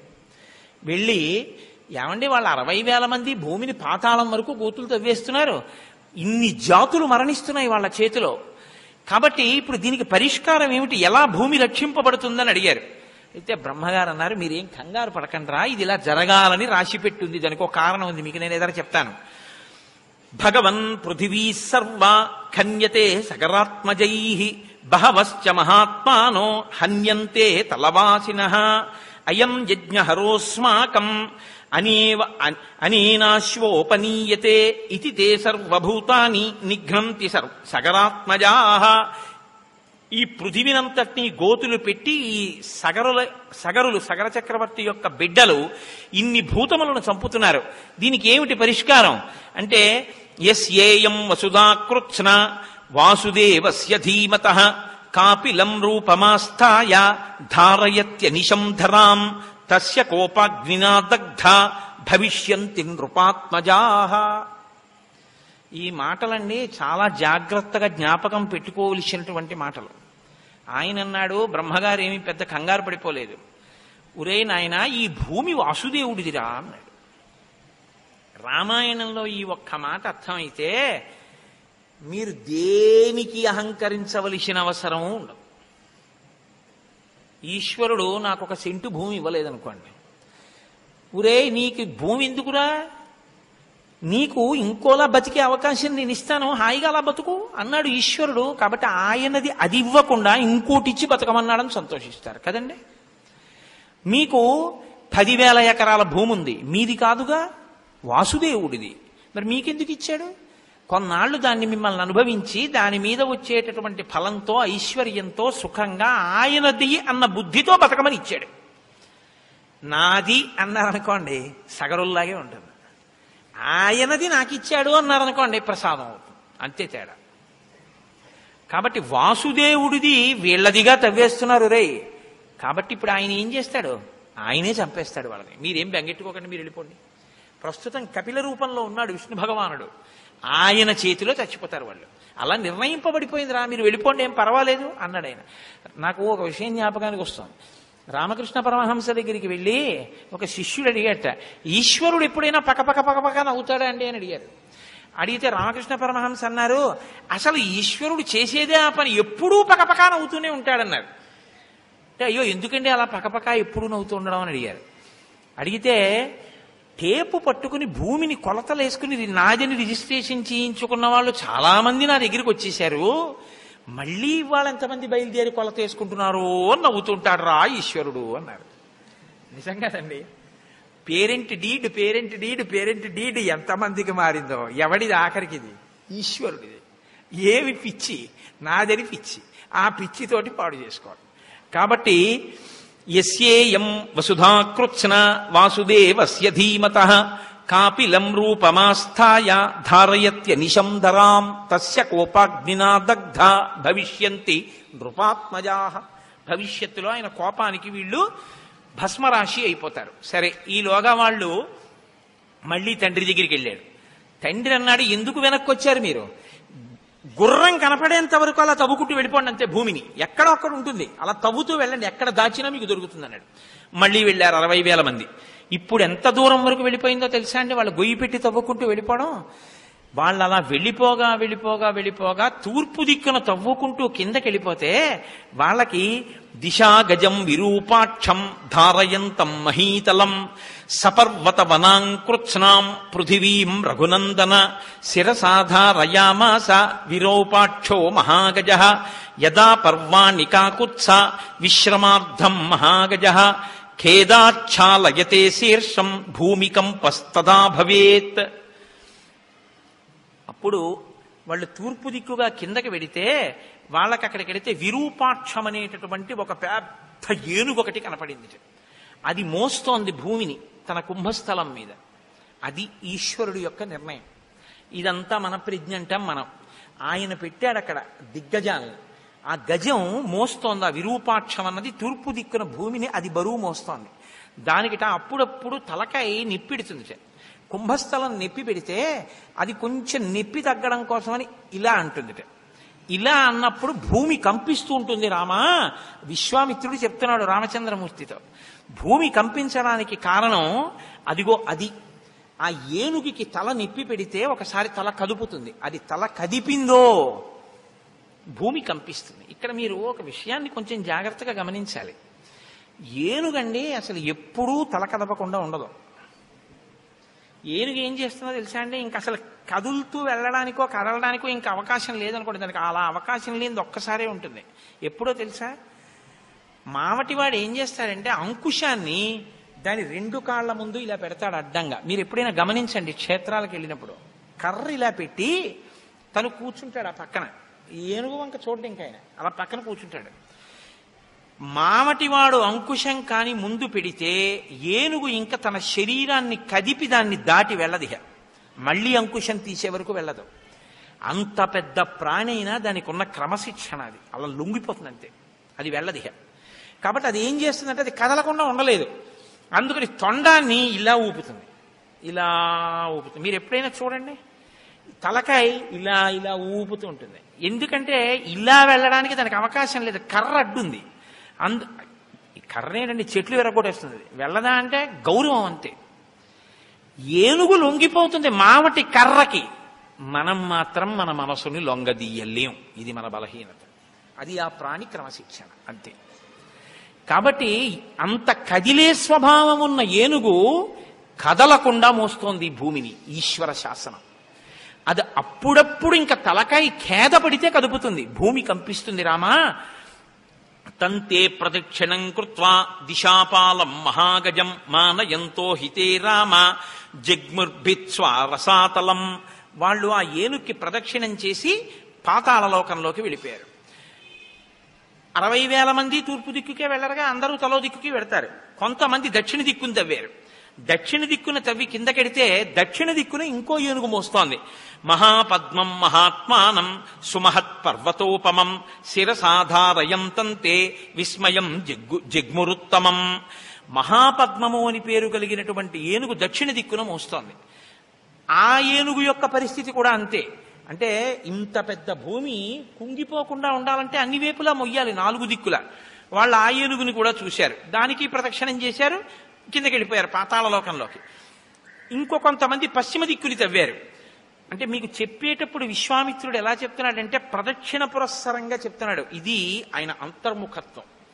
ఆయనకి ఎంత జ్ఞానం ఉందో చూడండి. ప్రదక్షిణ పురస్సరంగా ఏ విషయాన్నైనా ఆలోచించడం, ప్రదక్షిణ పురస్సరంగా కదలడం గౌరవానికి గుర్తు. విరాట పర్వంలో అర్జునుడు యుద్ధానికి వచ్చాడు. ద్రోణాచార్యుల వారు ఎదురుగుండా నించున్నారు. నించుంటే ఉత్తర కుమారుడు సారథ్యం చేస్తున్నాడు. అర్జునుడు ప్రత్యేకం చెప్పాడు, ఎదురుగుండా ఉన్నవారు ఎవరో తెలుసా? మా గురువు గారు. ఆయన పెట్టిన భిక్ష నాకు ఈ విద్య. ఎవరి రథానికైనా ఎదురుగుండా నా రథాన్ని పెట్టు, ఒక్క ఆయన రథానికి ఎదురుగుండా నా రథాన్ని పెట్టద్దు. ఎందుకో తెలుసా? నేను ఆయన్ని యుద్ధానికి పిలిచినట్టు అవుతుంది. ఆయన నా మీద బాణాలు వేస్తే నేను వేస్తానంతే తప్ప ఆయనకి ఎదురుగుండా వెళ్ళొద్దు, ఆయనకు దగ్గరగా నడవద్దు, దగ్గరగా రథాన్ని తీసుకెళ్ళద్దు. ఎందుకంటే ఏమో గురువు గారు రథం కదుపుకుందాం అనుకుంటున్నారేమో, మనం అడ్డెళ్ళకూడదు. అందుకని గురువు గారికి రథానికి దూరంగా వెళ్ళని, ప్రదక్షిణ పురస్సరంగా వెళ్ళని, అప్రదక్షిణంగా మాత్రం కదలకు, ప్రదక్షిణంగా కదులు. ప్రదక్షిణంగా కదిలితే గౌరవాన్ని ఆవిష్కరించినట్టు. మీరు ఏ క్రతువు చేస్తున్నారో, ఏ పని చేస్తున్నారో దాని యందు మీరు విపరీతమైనటువంటి పవిత్రతని ఆవిష్కరించడం ఏమిటంటే మీరు మార్గాన్ని నిర్ణయించుకోవాలి, ఎటు వెడదాం అనుకుంటున్నారు అన్నది. అది ఎవరి పట్ల కృతజ్ఞతతో, ఎవరి పట్ల గౌరవంగా వెడుతున్నారో దానికి ప్రదక్షిణంగా వెళ్ళాలి. అందుకే గురువు గారికి ప్రదక్షిణ పురస్సరంగా తిరగాలి. ఎప్పుడు తల్లిదండ్రులకి ప్రదక్షిణ పురస్సరంగా తిరగాలి. అంతేకాని ఎలా పడితే అలా పక్క నుంచి వెళ్ళిపోకూడదు, అది అమర్యాద. ఎంత అందంగా మాట్లాడతాడో చూడండి విశ్వామిత్రుడు. చెప్పేటప్పుడు పశ్చిమాన్న ఉన్న ఏనుగుని ముందు చెప్పడు, తూర్పు చెప్పాడు, దక్షిణం చెప్పారు, పశ్చిమం చెప్తున్నారు. అంటే ఆయన చెప్పేటప్పుడు కూడా ప్రదక్షిణ పురస్సరంగానే తిరుగుతోంది ఆయన బుద్ధి. అంటే ఆయన బుద్ధి ఇప్పుడు భూప్రదక్షిణం చేస్తోంది. అంటే ఆ ప్రదక్షిణ పురస్సరంగా ఆలోచించడం, ప్రదక్షిణ పురస్సరంగా తిరగడం, ఇవన్నీ కూడా లోపల మంగళప్రదమైన ఆలోచనలతో కూడిన సంస్కార బుద్ధి ఉన్నవాళ్లు తప్ప వేరొకరు చేయలేరు. తప్ప అందుకే ఆ కదలికకి అంత ప్రాధాన్యత ఉందండి. అది సంస్కారాన్ని ఆవిష్కరిస్తుంది. కాబట్టి దిశా గజం సౌమనసం దదృశుస్తే మహాబలాహ. సౌమనసం అనేటటువంటి ఏనుగు పశ్చిమ దిక్కున ఆ భూమండలాన్నంతటినీ మోస్తోంది. సరే, పశ్చిమ దిక్కు అయిన తర్వాత ఉత్తర దిక్కున వెళ్ళేటటువంటి వాళ్ళు ఆ కిందకి దవ్వారు. భద్రం భద్రేన వపుషా ధారయంతం మహీమిమాం. ఉత్తర దిక్కున భద్రం అనేటటువంటి ఏనుగు ఆ భూమండలాన్నంతటినీ మోస్తోంది. వాళ్ళు 4 వైపులా చూసిన తర్వాత ఈశాన్య దిక్కు వైపుకి తవ్వుకుంటూ పాతాళ లోకంలోకి కొంతమంది వెళ్ళారు. తేతు సర్వే మహాత్మానో భీమవేగా మహాబలాహ. భీమవేగం కలిగిన వాళ్ళు, మహోత్సాహం కదా వాళ్ళందరూను. దదృశ కపిలం తత్ర వాసుదేవం సనాతనం. సనాతనుడైనటువంటి వాసుదేవుడు కపిల రూపంలో అక్కడ కూర్చుని ఉన్నారు. ఈశాన్య దిక్కున పాతాళ లోకంలో ఆయన ఒక ఆశ్రమంలో కూర్చుని తపస్సు చేసుకుంటున్నారు. కపిల రూపంలో. కపిల గీత అని చెప్పాడు భగవద్గీతలో, భాగవతంలో మహానుభావుడు ఎంత గొప్పగా ఉంటుందో. కాబట్టి ఇప్పుడు వాళ్ళు ఆయన్ని చూశారు. ఇంద్రుడు ఏం చేశాడంటే ఎత్తుకుపోయిన గుర్రాన్ని అక్కడ పెట్టి వెళ్ళిపోయాడు. ఇప్పుడు వీళ్ళందరూ దాన్ని చూడగానే హయం చతస్య దేవస్య చరంతం అవిదూరతః ప్రహర్షమతులం ప్రాప్త సర్వాతే రఘునందన తేతం హయహరం జ్ఞాత్వా క్రోధపర్యాకులేక్షణాః ఖనిత్రలాంగలధరా నానావృక్షశిలాధరాః. వాళ్ళు ఆ గుర్రాన్ని చూశారు, కపిల మహర్షిని చూశారు. వెంటనే వాళ్ళకి క్రోధం వచ్చేసింది. ఇదే మహోత్సాహం. యుక్త విచక్షణ లేదు. వినదగు నెవ్వరు చెప్పిన వినినంతన వేగపడక వివరింపదగున్ కనికల్ల నిజము తెలిసిన మనుజుడెపో నీతిపరుడు మహిళో సుమతి. వీళ్ళు కపిల మహర్షిని చూశారు, గుర్రాన్ని చూశారు. సంతోషం వచ్చేసింది, ఎందుకని గుర్రం కనబడింది. చాలా క్రోధం వచ్చేసింది, ఎందుకని వీనే ఎత్తుకుపోయాడు. ఎంత కష్టపడ్డాను రా మనం, భూమినంతా తమేం, ఇంతసేపు యాగమాగిపోయింది, మన గుర్రాన్ని ఎత్తుకొచ్చి ఇక్కడ కట్టుకుంటాడా. అంతే.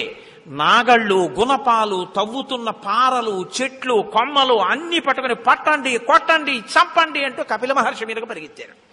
ఆయన కళ్ళు తెరిచి చూశాడు ఇలాగా. వీళ్ళందరూ వచ్చి మీద పడిపోతున్నారు. మహాత్ములకు వేరు ఆయుధాలుండవు, వాళ్ళ వాక్కే వాళ్ళ ఆయుధం. శ్రుత్వా తు వచనం తేషాం కపిలో రఘునందన రోషేణ మహతావిష్టో హుంకారమకరోత్తదా తతస్తేనా ప్రమేయేణ కపిలేన మహాత్మన భస్మరాశీ కృతా సర్వే కాకుత్స సగరాత్మజా. కాకుత్స వంశంలో జన్మించిన ఓ రామ, ఏమైందో తెలుసా? వీళ్ళందరూ మీద పడిపోతుంటే అన్ని దిక్కుల నుంచి పాతాళలోకంలోకి దిగిపోయిన వాళ్ళు 60,000 మంది కపిలుడి మీద పడ్డారు. ఆయన ఒక్కసారి కళ్ళు తెరిచి చూసి, ఏమిరా మీ అందరు ఇలా మీద పడుతున్నారని హుంకారమకరోత్తదా. హుం అని ఒక హుంకారం చేశాడు ఆయన కోపంతో. అని కళ్ళు పెద్దవి చేసి ఇలా చూశాడు కోపంతో. అంతే. భస్మరాశి కృతా సర్వే కాకుత్స సగరాత్మజా. 60,000 మంది బూది కుప్పలైపోయి కింద పడిపోయారు. ఇప్పుడు గుర్రం దొరికింది, తీసుకెళ్లేవాడు లేడు. అలా కూర్చునే ఉన్నాడు సగర చక్రవర్తి. చాలా కాలం అయిపోయింది, 60,000 మంది తిరిగి రాలేదు. చాలా జాగ్రత్తగా గమనించండి. అత్యుత్సాహము ఎంత ప్రమాదకరమో నేర్పుతున్నాడు రామచంద్రమూర్తికి. ఒక విషయాన్ని చేసే ముందు బాగా ఆలోచించి చెయ్యాలి. మీరు శ్రీరామాయణంలో తర్వాత గమనించండి, రామచంద్రమూర్తి మీద ఈ కథ ఎంత ప్రభావాన్ని చూపిస్తుందో మీకు తెలుస్తుంది. కిష్కింధకాండ వస్తుంది మీకు ఎదర. అందులో అన్ని దిక్కులకి వానరాల్ని పంపిస్తూ ఉంటాడు. అన్ని దిక్కులకి వానరాల్ని పంపిస్తున్న రాముడు అలా వింటూ కూర్చున్నాడంతే. ఎవ్వరితో ఆయన ఏం మాట్లాడలేదు. దక్షిణ దిక్కుకు వానరాల్ని పంపించేటప్పుడు హనుమని వెనక్కి పిలిచి, సుగ్రీవుడు కౌగిలించుకుని నీ మీదే ప్రతిష్ట ఆధారపడింది, నీ వల్లే ఈ పని జరగాలి అన్నారు. ఉంగరం తీసి ఆయనకి ఇచ్చారు. వెళ్ళిన వాళ్ళందరికీ ఓడికి తువ్వాలు, ఓడికి పంచి అలా ఇచ్చి పంపించలేదు. బాగా ఆలోచించగలిగినటువంటి ప్రజ్ఞ ఎక్కడి నుంచి వచ్చిందంటే విశ్వామిత్రుడు చెప్పిన మాటల్లోంచి వచ్చింది ఆ విచారణ. బాగా విని మాట్లాడడం తప్ప ఏదో గబగబా మాట్లాడేసేయడం కాదు. తక్కువ మాట్లాడడం, అవతల వాళ్ళు మాట్లాడుతున్నది బాగా విని గమనించగలగడం. మాట దేనికి అంటే అవతల వాడి ఆర్తిని ఆవిష్కరిస్తున్న సాధనం. కాబట్టి విషయాన్ని మీరు పట్టుకోవాలి ఆ మాట్లాడేటప్పుడు. అందుకే అతిగా మాట్లాడకూడదు, అతిగా వినకూడదు. వినడం అంటే వినడానికి సమయం ఇచ్చి వినాలి. ఆ వినేటప్పుడు శ్రద్ధతో వినాలి. విని మీరు ఆ పనికి సాయం చెయ్యాలి. అలా ఉండాలి. మీకు రాముడి జీవితం అంతా అంతే. ఇదే మనకి ఇవాళ లోపం. అతిగా మాట్లాడడం, అతిగా వినడం. రెండింటి వల్ల మాట్లాడడంలోనూ శౌచం ఉండదు, వినడంలోనూ శౌచం ఉండదు. కాబట్టి విన్నది గుర్తుండదు, తిరిగి ఉపకారం చేయడు. మాట్లాడింది గుర్తుండదు, కాబట్టి అన్న మాటకి నిలబడ్డం. కాబట్టి రెండు విధాలుగాను దౌర్భాగ్యమే సంక్రమించింది. ఇప్పుడు ఆ పీటల మీద ఉండిపోయినటువంటి సగర చక్రవర్తి చాలా కాలం చూసి చూసి చూసి చూసి నీ పినతండ్రులు తిరిగి రాలేదయా ఎందుచేతనోనని మనవడైన అంశుమంతుణ్ణి పిలిచాడు. నాయన అంశుమంతుడా, నువ్వెళ్ళి చూసిరా ఎక్కడేమైందో అన్నాడు. ఈయన బయలుదేరాడు. అన్ని వేపుల నుంచి కిందకి దిగాడు. ఆ ఏనుగులు కనపడ్డాయి. ప్రదక్షిణం చేశాడు, నమస్కారం చేశాడు, కుశలం అడిగాడు. నాకు మార్గం చెప్పండి అని ప్రాధేయపడ్డాడు. అవి సంతోషించి నాయన నీకు మార్గం దొరుకుతుంది అన్నాయి. అంటే పెద్దలు కనపడినప్పుడు వాళ్ళని ఆశ్రయించి అభ్యర్థించవలసినటువంటి విధానంలో మాట్లాడిన మాటల చేత తృప్తి పొంది దిగ్గజములు ఆయనకి సహాయం చేసి ఇప్పుడు ఆయనకి కపిలాశ్రమం కనపడింది. ఆ కపిలాశ్రమం దగ్గరికి వెళ్ళాడు. వెళ్ళేటప్పటికి గుర్రం కనపడింది. 60,000 బూడిద కుప్పలు కనపడ్డాయి. బూడిద కుప్పలంటే బూడిద కుప్పలు, పుర్రెలు, ఎముకలు కూడా ఉంటాయి కదండి. కాబట్టి 60,000 బూడిద కుప్పలంటే ఖచ్చితంగా మా పినతండ్రులవే తెలిసిపోయింది. అరే రే రే రే రే 60,000 మంది బూడిదైపోయారు. ఎందుకు అయిపోయారో తెలియదు. ఇప్పుడు మీరు బాగా గుర్తుంచుకోవాలి, ఒక గొప్ప విషయాన్ని గుర్తుపెట్టుకోవాలి. రామాయణంలో ఇది పట్టుకున్నాడు రాముడు. ఇది సారం. గుర్రాన్ని తీసుకుని వెళ్ళిపోవడమా, బూడిదల కుప్పలు కనపడ్డాయని ఏడుస్తూ కూర్చోవడమా? ఏం చేయాలండి? గుర్రాన్ని తీసుకుని వెళ్ళిపోవాలి. అశ్వమేధయాగం ముందు పూర్తవ్వాలి కాబట్టి. అదే చేయలేదు అంశుమంతుడు. ఆయన ఏం చేశాడో తెలుసా అండి? 60,000 మంది బూడిద కుప్పలై పడిపోయారు. ఎప్పుడు పడిపోయారో తెలియదు. కాబట్టి వీళ్ళ ప్రేతాత్మలు తిరుగుతుంటాయి. ఇంకా వీళ్ళకి జలతర్పణం అవ్వలేదు కాబట్టి దాహంతో ఉంటారు పితృదేవతలు. వాళ్ళు తాగేది నీళ్లే పాపం. అందుకని ఆ నీళ్ళిచ్చిన వాడు లేడు వీళ్ళకి. నేను కొడుకునవుతాను. ఎందుకని అంటే మరి పినతండ్రులే కదా. అందుకని చెప్పి నేను ఇప్పుడు తండ్రులు కాబట్టి వీళ్ళకి జలతర్పణం ముందు చేయాలి. ఇది విహిత కర్తవ్యం. ఇంకో 2 రోజులు కూర్చుంటాడు. ఇన్నాళ్ళు కూర్చున్నాయన పీటల మీద. ముందు నేను పట్టుకెళ్ళి జలతర్పణం ఇవ్వాలి. అందుకని ఆయన గబగబా నీళ్లు ఎక్కడున్నాయని వెతికాడు. ఎక్కడా కనపడలేదు. ఆఖరికి ఎక్కడ నీళ్లు కనపడ్డాయి. ఇప్పుడు ఆయన నీళ్లు తేవడం కోసం అని చెప్పి పరిగెత్తాడు. పరిగెడితే గరుత్మంతుడు వచ్చాడు, మేనమామ. వచ్చి ఆయన అన్నాడు, కపిలేనా ప్రమేయేణ దగ్ధాహిమే మహాబలాహ సలిలం నార్హసి ప్రాజ్ఞ దాతుమే శాంహి లౌకికం గంగాహిమవతో జ్యేష్ఠ దుహితా పురుషర్షభ తస్యాం కురు మహాబాహో పితॄణాం తు జలక్రియాన్ భస్మరాశి కృతాన్యేతాన్ ప్లావయే లోకపావని తయా క్లిన్నమిదం భస్మ గంగయా లోకకాంతయా షష్ఠిం పుత్ర సహస్రాణి స్వర్గలోకం నయిష్యతి సుపర్ణవచనం శ్రుత్వా శోంశుమానతివీర్యవాన్ త్వరితం హయమాదాయ పునరాయాన్ మహాయశాః. ఆ వచ్చినటువంటి గరుత్మంతుడు అన్నాడు, నాయనా మేనల్లుడా, నువ్వు తొందరపడి పరిగెత్తుకెళ్ళి నీళ్లు తీసుకొచ్చి జలతర్పణం చేద్దాం అనుకుంటున్నావు. నీ పితృదేవతలకి అంటే ఈ చనిపోయినటువంటి పినతండ్రులకి ఈ భూమిలో ఉన్నటువంటి నీళ్లు తీసుకెళ్లి పితృతర్పణం చేసి నీళ్లు విడిచిపెట్టినా వాళ్ళకి ఆ నీళ్లు ముట్టవు. ఎందుకంటే ఈ నీళ్లు ఊర్ధ్వలోకాల్లోకి పితృదేవతలకి తల దగ్గరికి వెళ్లే లోపల ఆవిరైపోతాయి. కారణం ఏమిటో తెలుసా? మహాత్ముని యొక్క కోపాగ్ని జ్వాలలకి మరణించారు. అలాంటి వాళ్ళకి ఈ లోకంలో జలతర్పణం ఇవ్వడం కూడా కదలదు. వాళ్ళు అలా దాహము పడుతూ అలా పడుండడమే.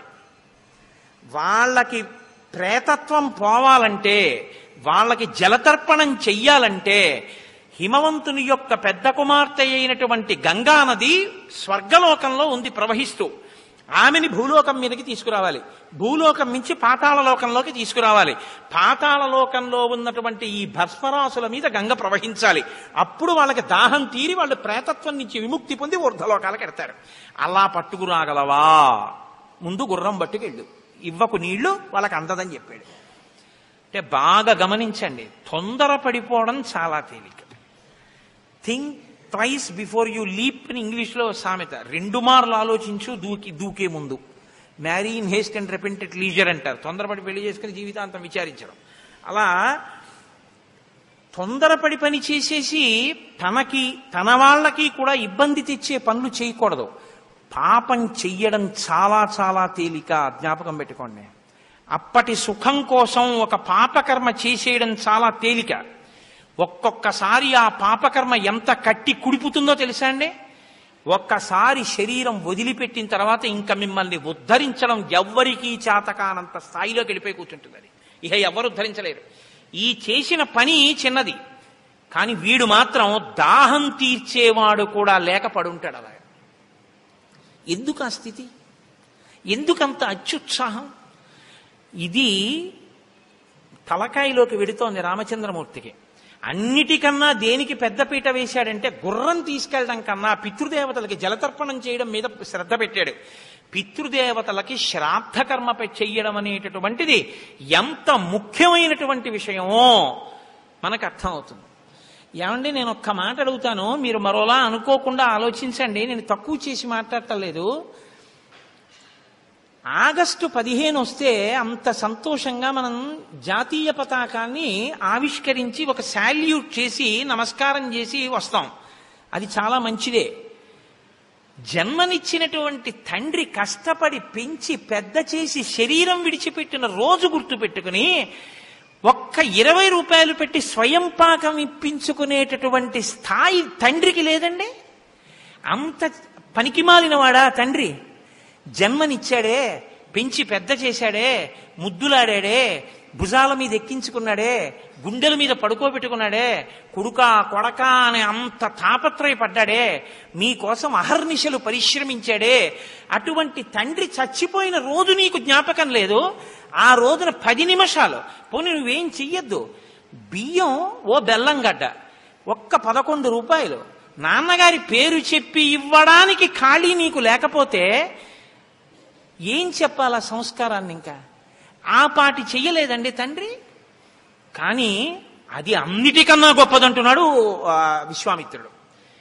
గుర్రాన్ని తీసుకెళ్లలేదా అశ్వమేధయాగం పూర్తవడానికి? పితృదేవతలకి జలతర్పణం చేయడానికి పరిగెత్తాడు తెలుసా మీ వంశంలో ఉన్నవాడు? ఈ మాట చెప్పాడండి? ఇలా చెప్పాడని చెప్పినట్టు చెప్పలేదు. పరిగెత్తాడయా అని చెప్పాడంతే. సుపర్ణుడు అడ్డుపడ్డాడయా అని కూడా చెప్పాడు. అంటే ఏమయ్యో, తొందరపడి తప్పు చేసేయడం తేలిక, కానీ ఇందులో ఎప్పుడూ ఉండిపోవుగా. ఇందులోంచి వెళ్ళాక నిన్ను ఏమీ ఉద్ధరించలేవు. ఈ భూమి మీద ఉన్నవేమీ ఉద్ధరించవు. కాబట్టి నీ కొడుకు మాత్రం ఏం చేస్తాడు? ఈ భూమి మీద ఉన్నవి పెట్టే చెయ్యాలి. ఈ భూమి మీద ఉన్నవేవి నిన్ను ఉద్ధరించలేని స్థితికి నువ్వు వెళ్ళి ఇందులోంచి విడిపోయిన తర్వాత దాహమో దాహమో అని అక్కడ పడి కొట్టుకుంటుంటే ఉద్ధరించడం అంటే ఎంత కష్టం అవుతుందో చూడండి. ఏకకాలమునందు శ్రీరామాయణంలో విశ్వామిత్ర మహర్షి రామచంద్రమూర్తిని ఎన్ని రకాలుగా దిద్దేస్తున్నారో చూడండి. మీరు కనపడుతోంది అలా దిద్దుతున్నట్టు ఏమన్నా? కానీ వింటున్నటువంటి రాముడి యొక్క మేధస్సులోకి వెడుతున్న ఈ విషయాలు. ఓ, పితృకార్యం అంటే ఇలా ఉంటుంది. ఇంత శ్రద్ధతో చెయ్యాలి. తండ్రి గారి శ్రాద్ధం అంటే, తల్లిగారి శ్రాద్ధం అంటే అంత గౌరవంగా అంత మర్యాదతో పెట్టవలసినటువంటి రోజు. చూశావా మా పితృదేవత, మా పెద్దవాళ్ళు ఎలా బతికారో? చూశావా తొందరపడితే ఎంత ఇబ్బందులు వచ్చాయో? తెలుసుకుంటున్నాడు పిల్లాడు. ఏది నేర్పాలో ఆ సంస్కారం నేర్పుతున్నాడు. ఏది ఇవ్వాలో అది నిన్ను ఇచ్చేశాడు. నిన్నను యాక్సిలేటర్ బిగించాడు, ఇవాళ బ్రేకులు బిగిస్తున్నాడు. ఇప్పుడు ఆ కారు లోకానికి ఉపయుక్తం అవుతోంది. ఇదే నేను మీకు మనవి చేసింది ఉపోద్ఘాతంలో. కాబట్టి ఇప్పుడు సుపర్ణవచనం శ్రుత్వా శోంశుమాన్ అతివీర్యవాన్ త్వరితం హయమాదాయ పునరాయాన్ మహాయశాః. ఆయన గరుత్మంతుడి మాటలు విన్నాడు. ఓ, మా పితృదేవతలకి జలతర్పణం చేయడం కుదరదు, కాబట్టి ఇప్పుడు ఆ గుర్రాన్ని తీసుకుని వెళ్ళిపోయాడు. వెళ్ళిపోయి సగర చక్రవర్తితో చెప్పాడు, ఏమయ్యా చెయ్యడం కుదరదు తాత. ఎందుచేతనంటే మా పినతండ్రులు ఇటువంటి వ్యగ్రతతో కూడిన మహర్షి తేజస్సు చేత మరణించారు, అందుకని నేనేం చెయ్యలేకపోయాను, జలతర్పణ చెయ్యలేదు, వద్దన్నాడు గరుత్మంతుడు. ఇదిగో గుర్రాన్ని తీసుకొచ్చాను, అశ్వమేధం పూర్తయిపోయింది. సగర చక్రవర్తి బతికున్నంత కాలం బాధపడుతూనే ఉన్నాడు. అయ్యయ్యో ఎలాగరా, కొడుకులు 60,000 మంది చచ్చిపోయారు, వాళ్ళకి జలతర్పణ లేదు. ఎలా వాళ్ళను ఉద్ధరించడం, గంగను ఎలా తీసుకురావడం? కొన్ని వేల సంవత్సరములు పరిపాలించినంత కాలం దిగులుతోనే పరిపాలించాడు. ఎందుకు పట్టింది ఆ దిగులు పాపం? ఆయన తప్పు కాదు, వాళ్ళ అత్యుత్సాహం. ఇప్పుడు ఆయన బాధపడి బాధపడి బాధపడి కొంతకాలానికి కాలధర్మం గతే రామ, ఎంత బాగా మాట్లాడతాడండి, చచ్చిపోయాడండో, కాలధర్మం చెందాడు అన్నాడు. మా నాన్నగారి శరీరం పడిపోయిందండి అండం ఒకెత్తు, మా నాన్నగారు చచ్చిపోయారండి అండం ఒకెత్తు. చాలా గౌరవం ఉంటే మీరు అన్నీ ఒక్కలా ఆయన కులాసాగా ఉన్నారా అండి అని అడగడం ఒకెత్తు. ఏమంటే నేను ఆ ఊళ్ళో ఉండేటప్పటికే వారికి 90 సంవత్సరాలు, వారు ఇప్పుడు కులాసాగా ఉన్నారా అని అడగడం ఒక ఎత్తు. నేను ఆ ఊళ్ళో ఉండేటప్పటికే ఆయనకి 90 ఏళ్ళు, ఆయన ఇంకా బతికున్నారా అని అడగడం ఇంకో ఎత్తు కదండి. మాటల చేత దేవతలు మన్నన చేసి వరంబులిత్తురున్, మీ మాట మీ సంస్కారాన్ని ఆవిష్కరిస్తుంది. కాబట్టి కాలధర్మంగతే రామ సగరే ప్రకృతి జనాహ, కాలధర్మం చెందాడయా. కాలంలో అందరూ ఏ ధర్మాన్ని చెందుతారో పంచభూతాల్లో సగర చక్రవర్తి కూడా అలా కలిసిపోయాడు. తర్వాత ఆయన కుమారుడైనటువంటి దిలీపుడు రాజ్యానికి వచ్చాడు. అంత ఖ్యాతి గలించినటువంటి దిలీపుడు కొన్ని వేల సంవత్సరములు ఈ భూమండలాన్ని పరిపాలించాడు. పరిపాలించినంత కాలం ఇదే బెంగ. అయ్యో, నా పితృదేవతల్ని ఎలా తరింపచెయ్యాలి, ఎలా ఆకాశంలోంచి ఆ గంగ వస్తుంది, ఎలా తీసుకురావడం, దీని గురించే చింతించి చెయ్యగలిగింది లేక దిలీపుడు కూడా శరీరాన్ని విడిచిపెట్టేశాడు. దిలీపుడు శరీరం పడిపోయిన తర్వాత ఆయన కుమారుడు భగీరథుడు రాజయ్యాడు.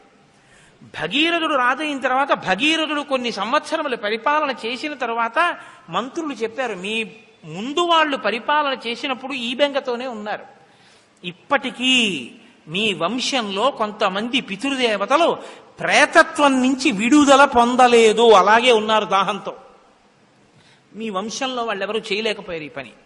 ఆయన విన్నాడు, తప్పకుండా ఈ పని నేను చేస్తానన్నాడు. మీరు ఒకటి బాగా గుర్తుపెట్టుకోండి, తండ్రి అంటేనే మర్యాద లేనివాడు ఎక్కడో ముక్తాతల మీద గౌరవంతో ఏదైనా చేస్తాడా? వాడు చేసేది ఏమి ఉండదు.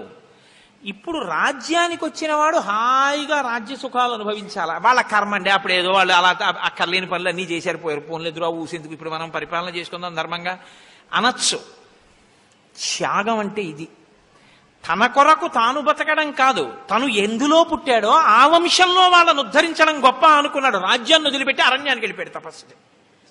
రామా, ఆ భగీరథుడు మీ వంశంలో వాడు, రాముడు చెప్తున్నాడు. విశ్వామిత్రుడు వింటున్నాడు. రామచంద్రమూర్తి, ఓ, తన వంశకర్తల్ని ఉద్ధరించడం కోసం రాజ్యాన్నే విడిచిపెట్టి తపస్సు చేశారు మా వాళ్ళు. ఇదే రామచంద్రమూర్తి. భరతుడికి రాజ్యం కావాలంటే తీసేసుకోమను, నేను ఇట్నుంచి అరణ్యాలకు వెళ్ళిపోతానన్నాడు.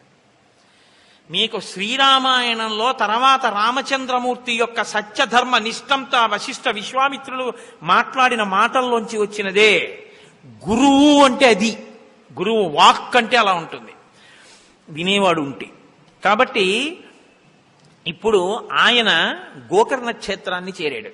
నేను తీర్థయాత్రకు వెళ్ళినప్పుడు ఈ గోకర్ణ క్షేత్రం గురించి బస్సులో క్విజ్ పెట్టుకుంటూ వెళ్ళాం కూడా, రామాయణము గోకర్ణ క్షేత్రము అని. ఆ గోకర్ణ క్షేత్రం చాలా గొప్పగా ఉంటుంది. శృంగేరి వెళ్ళేటటువంటి వాళ్ళకి ఆ గోకర్ణం, ఆ తర్వాత ఉడిపి, మూకాంబిక, ధర్మస్థలి, కుక్షి సుబ్రహ్మణ్యం, కుక్కి అంటుంటారు, కుక్షి సుబ్రహ్మణ్యం, శృంగగిరి, ఇవన్నీ ఒక చోటికి వచ్చేటటువంటి ప్రదేశాలు. అవి అక్కడికి వెళ్ళి గోకర్ణ క్షేత్రానికి వెళ్ళి తపస్సు చేశాడు. ఎటువంటి తపస్సుట? ఊర్ధ్వబాహు పంచతపా మాసాహారో జితేంద్రియ తస్య వర్ష సహస్రాణి ఘోరే తపసి తిష్ఠితః. ఎవరో చేసినటువంటి పొరపాటు వంశంలో.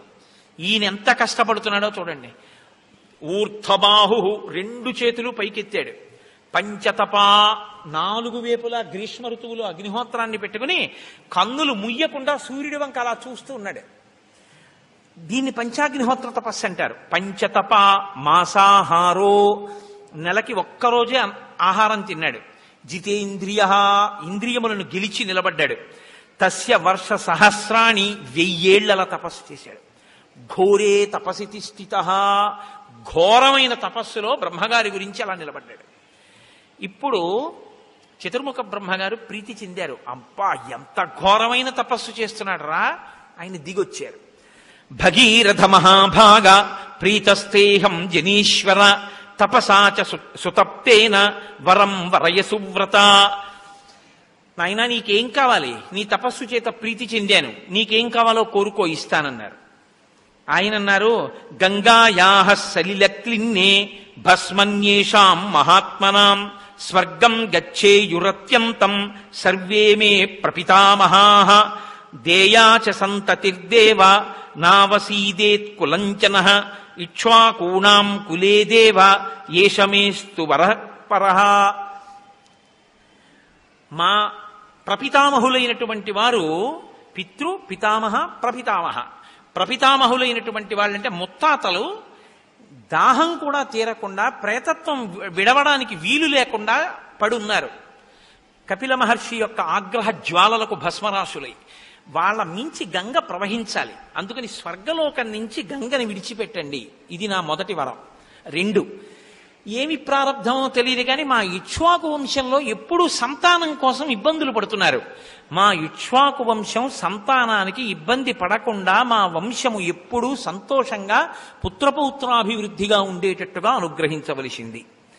అంటే చతుర్ముఖ బ్రహ్మగారు చూసి అన్నారు, తప్పకుండా ఇందులో ఒక వరం నేను నీకు ఇచ్చేస్తున్నాను.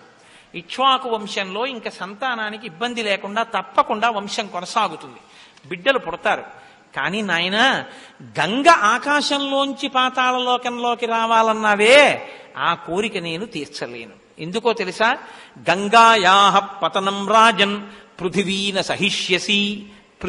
సహిష్యతి తాం వై ధారయితుం వీరనాన్యం పశ్యామి శూలినః. గంగ ఆకాశంలోంచి కాని భూమి మీద పడిందా, పాతాళలోకానికి వెళ్ళాలంటే ముందు భూమి మీద పడాలి. భూమి మీద కాని పడిందా, ఈ భూమి తట్టుకోలేదు, కదిలిపోతుంది భూమి. కాబట్టి భూమి యొక్క స్వరూపం పాడవకూడదు. కాబట్టి గంగని ఆకాశంలోంచి భూమి మీద పడు అని చెప్పడం కుదరదు. కానీ నేను నీకు ఒక మార్గం చెప్తాను. అలా పడాలి అంటే భూమి మీద నిలబడి గంగ పడుతున్నప్పుడు తల మీద పట్టి విడిచిపెట్టగలిగిన వాడు ఒకడు ఉండాలి. అలా పట్టి విడిచిపెట్టగలిగిన వాడు ఒక్కడే ఉన్నాడు ఈ సమస్త బ్రహ్మాండములో. వీరనాన్యం, ఇంకెవ్వడూ లేడు. పశ్యామి ఉన్నాడు, చూస్తున్నాను. ఎవడో తెలుసా? శూలినః, త్రిశూలం పట్టుకున్న మహాదేవుడు, త్రిపురాంతకుడు, త్రయంబకుడు, సదాశివుడు, పరమేశ్వరుడు, పరమశివుడు ఉన్నాడే, ఆయన పట్టుకుంటాడు. ఆయన కాని వచ్చి నిలబడ్డాడా, గంగ వచ్చి ఆయన తల మీద పడుతుంది. ఆయన తల మీద పడితే ఆయన తట్టుకోగలడు, భూమి కూడా తట్టుకోగలదు. ఆయన తల మించి కింద పడుతుంది. అందుకని పరమశివుడు వస్తే విడిచిపెట్టడం కుదురుతుంది. అంతకన్నా నేను ఏం చెప్పను, స్వస్తి అని లేచిపోయాడు. అంటే ఇప్పుడు ఏం చేయాలి? పరమశివుడిని అడగాలి కదా. ఎక్కడవుతుందిలే మన వల్ల, ఇప్పటికి 1000 ఏళ్ళు ఊర్ధ్వబాహు పంచతప మాసాహారో జితేంద్రియ, ఇంత తపస్సు చేశాం. మళ్ళీ ఇప్పుడు పరమశివుడి గురించి తపస్సు. ఇప్పుడు ఆయన కోసం తపస్సు చేస్తే ఆయన ఏమంటాడో, మళ్ళీ ఎందుకు వచ్చిన ప్రారంధం, వెళ్ళిపోతాను రాజ్యానికి, ఏదో ఒకటి సాధించానుగా అని వెళ్ళిపోవచ్చు. వెళ్ళలేదు. ఇది భగీరథ ప్రతిజ్ఞ అంటారు. నేను సాధించి తీరుతాను. పట్టుదలంటే ఎలా ఉంటుందో రామా చూడు. 1000 ఏళ్ళు తపస్సు చేసి మళ్ళీ శివుడి కోసం తపస్సు చేస్తున్నాడు. మీ వంశంలో వాడే చెప్తున్నాడు రామచంద్రమూర్తికి. ఓ పట్టుదలంటే ఇలా ఉండాలన్నమాట, మొక్కలోని సాహసంతో ఉండాలన్నమాట. రాముడు నేర్చుకుంటున్నాడు, చెక్కుతున్నాడు విశ్వామిత్ర మహర్షి. మీరు రెండో కోణాన్ని కూడా చూస్తుండాలి, కేవలం రామాయణ కథ కింద వినేసేయకండి. కాబట్టి ఇప్పుడు మళ్ళీ వెళ్ళి పరమశివుడి గురించి తపస్సు మొదలుపెట్టాడు.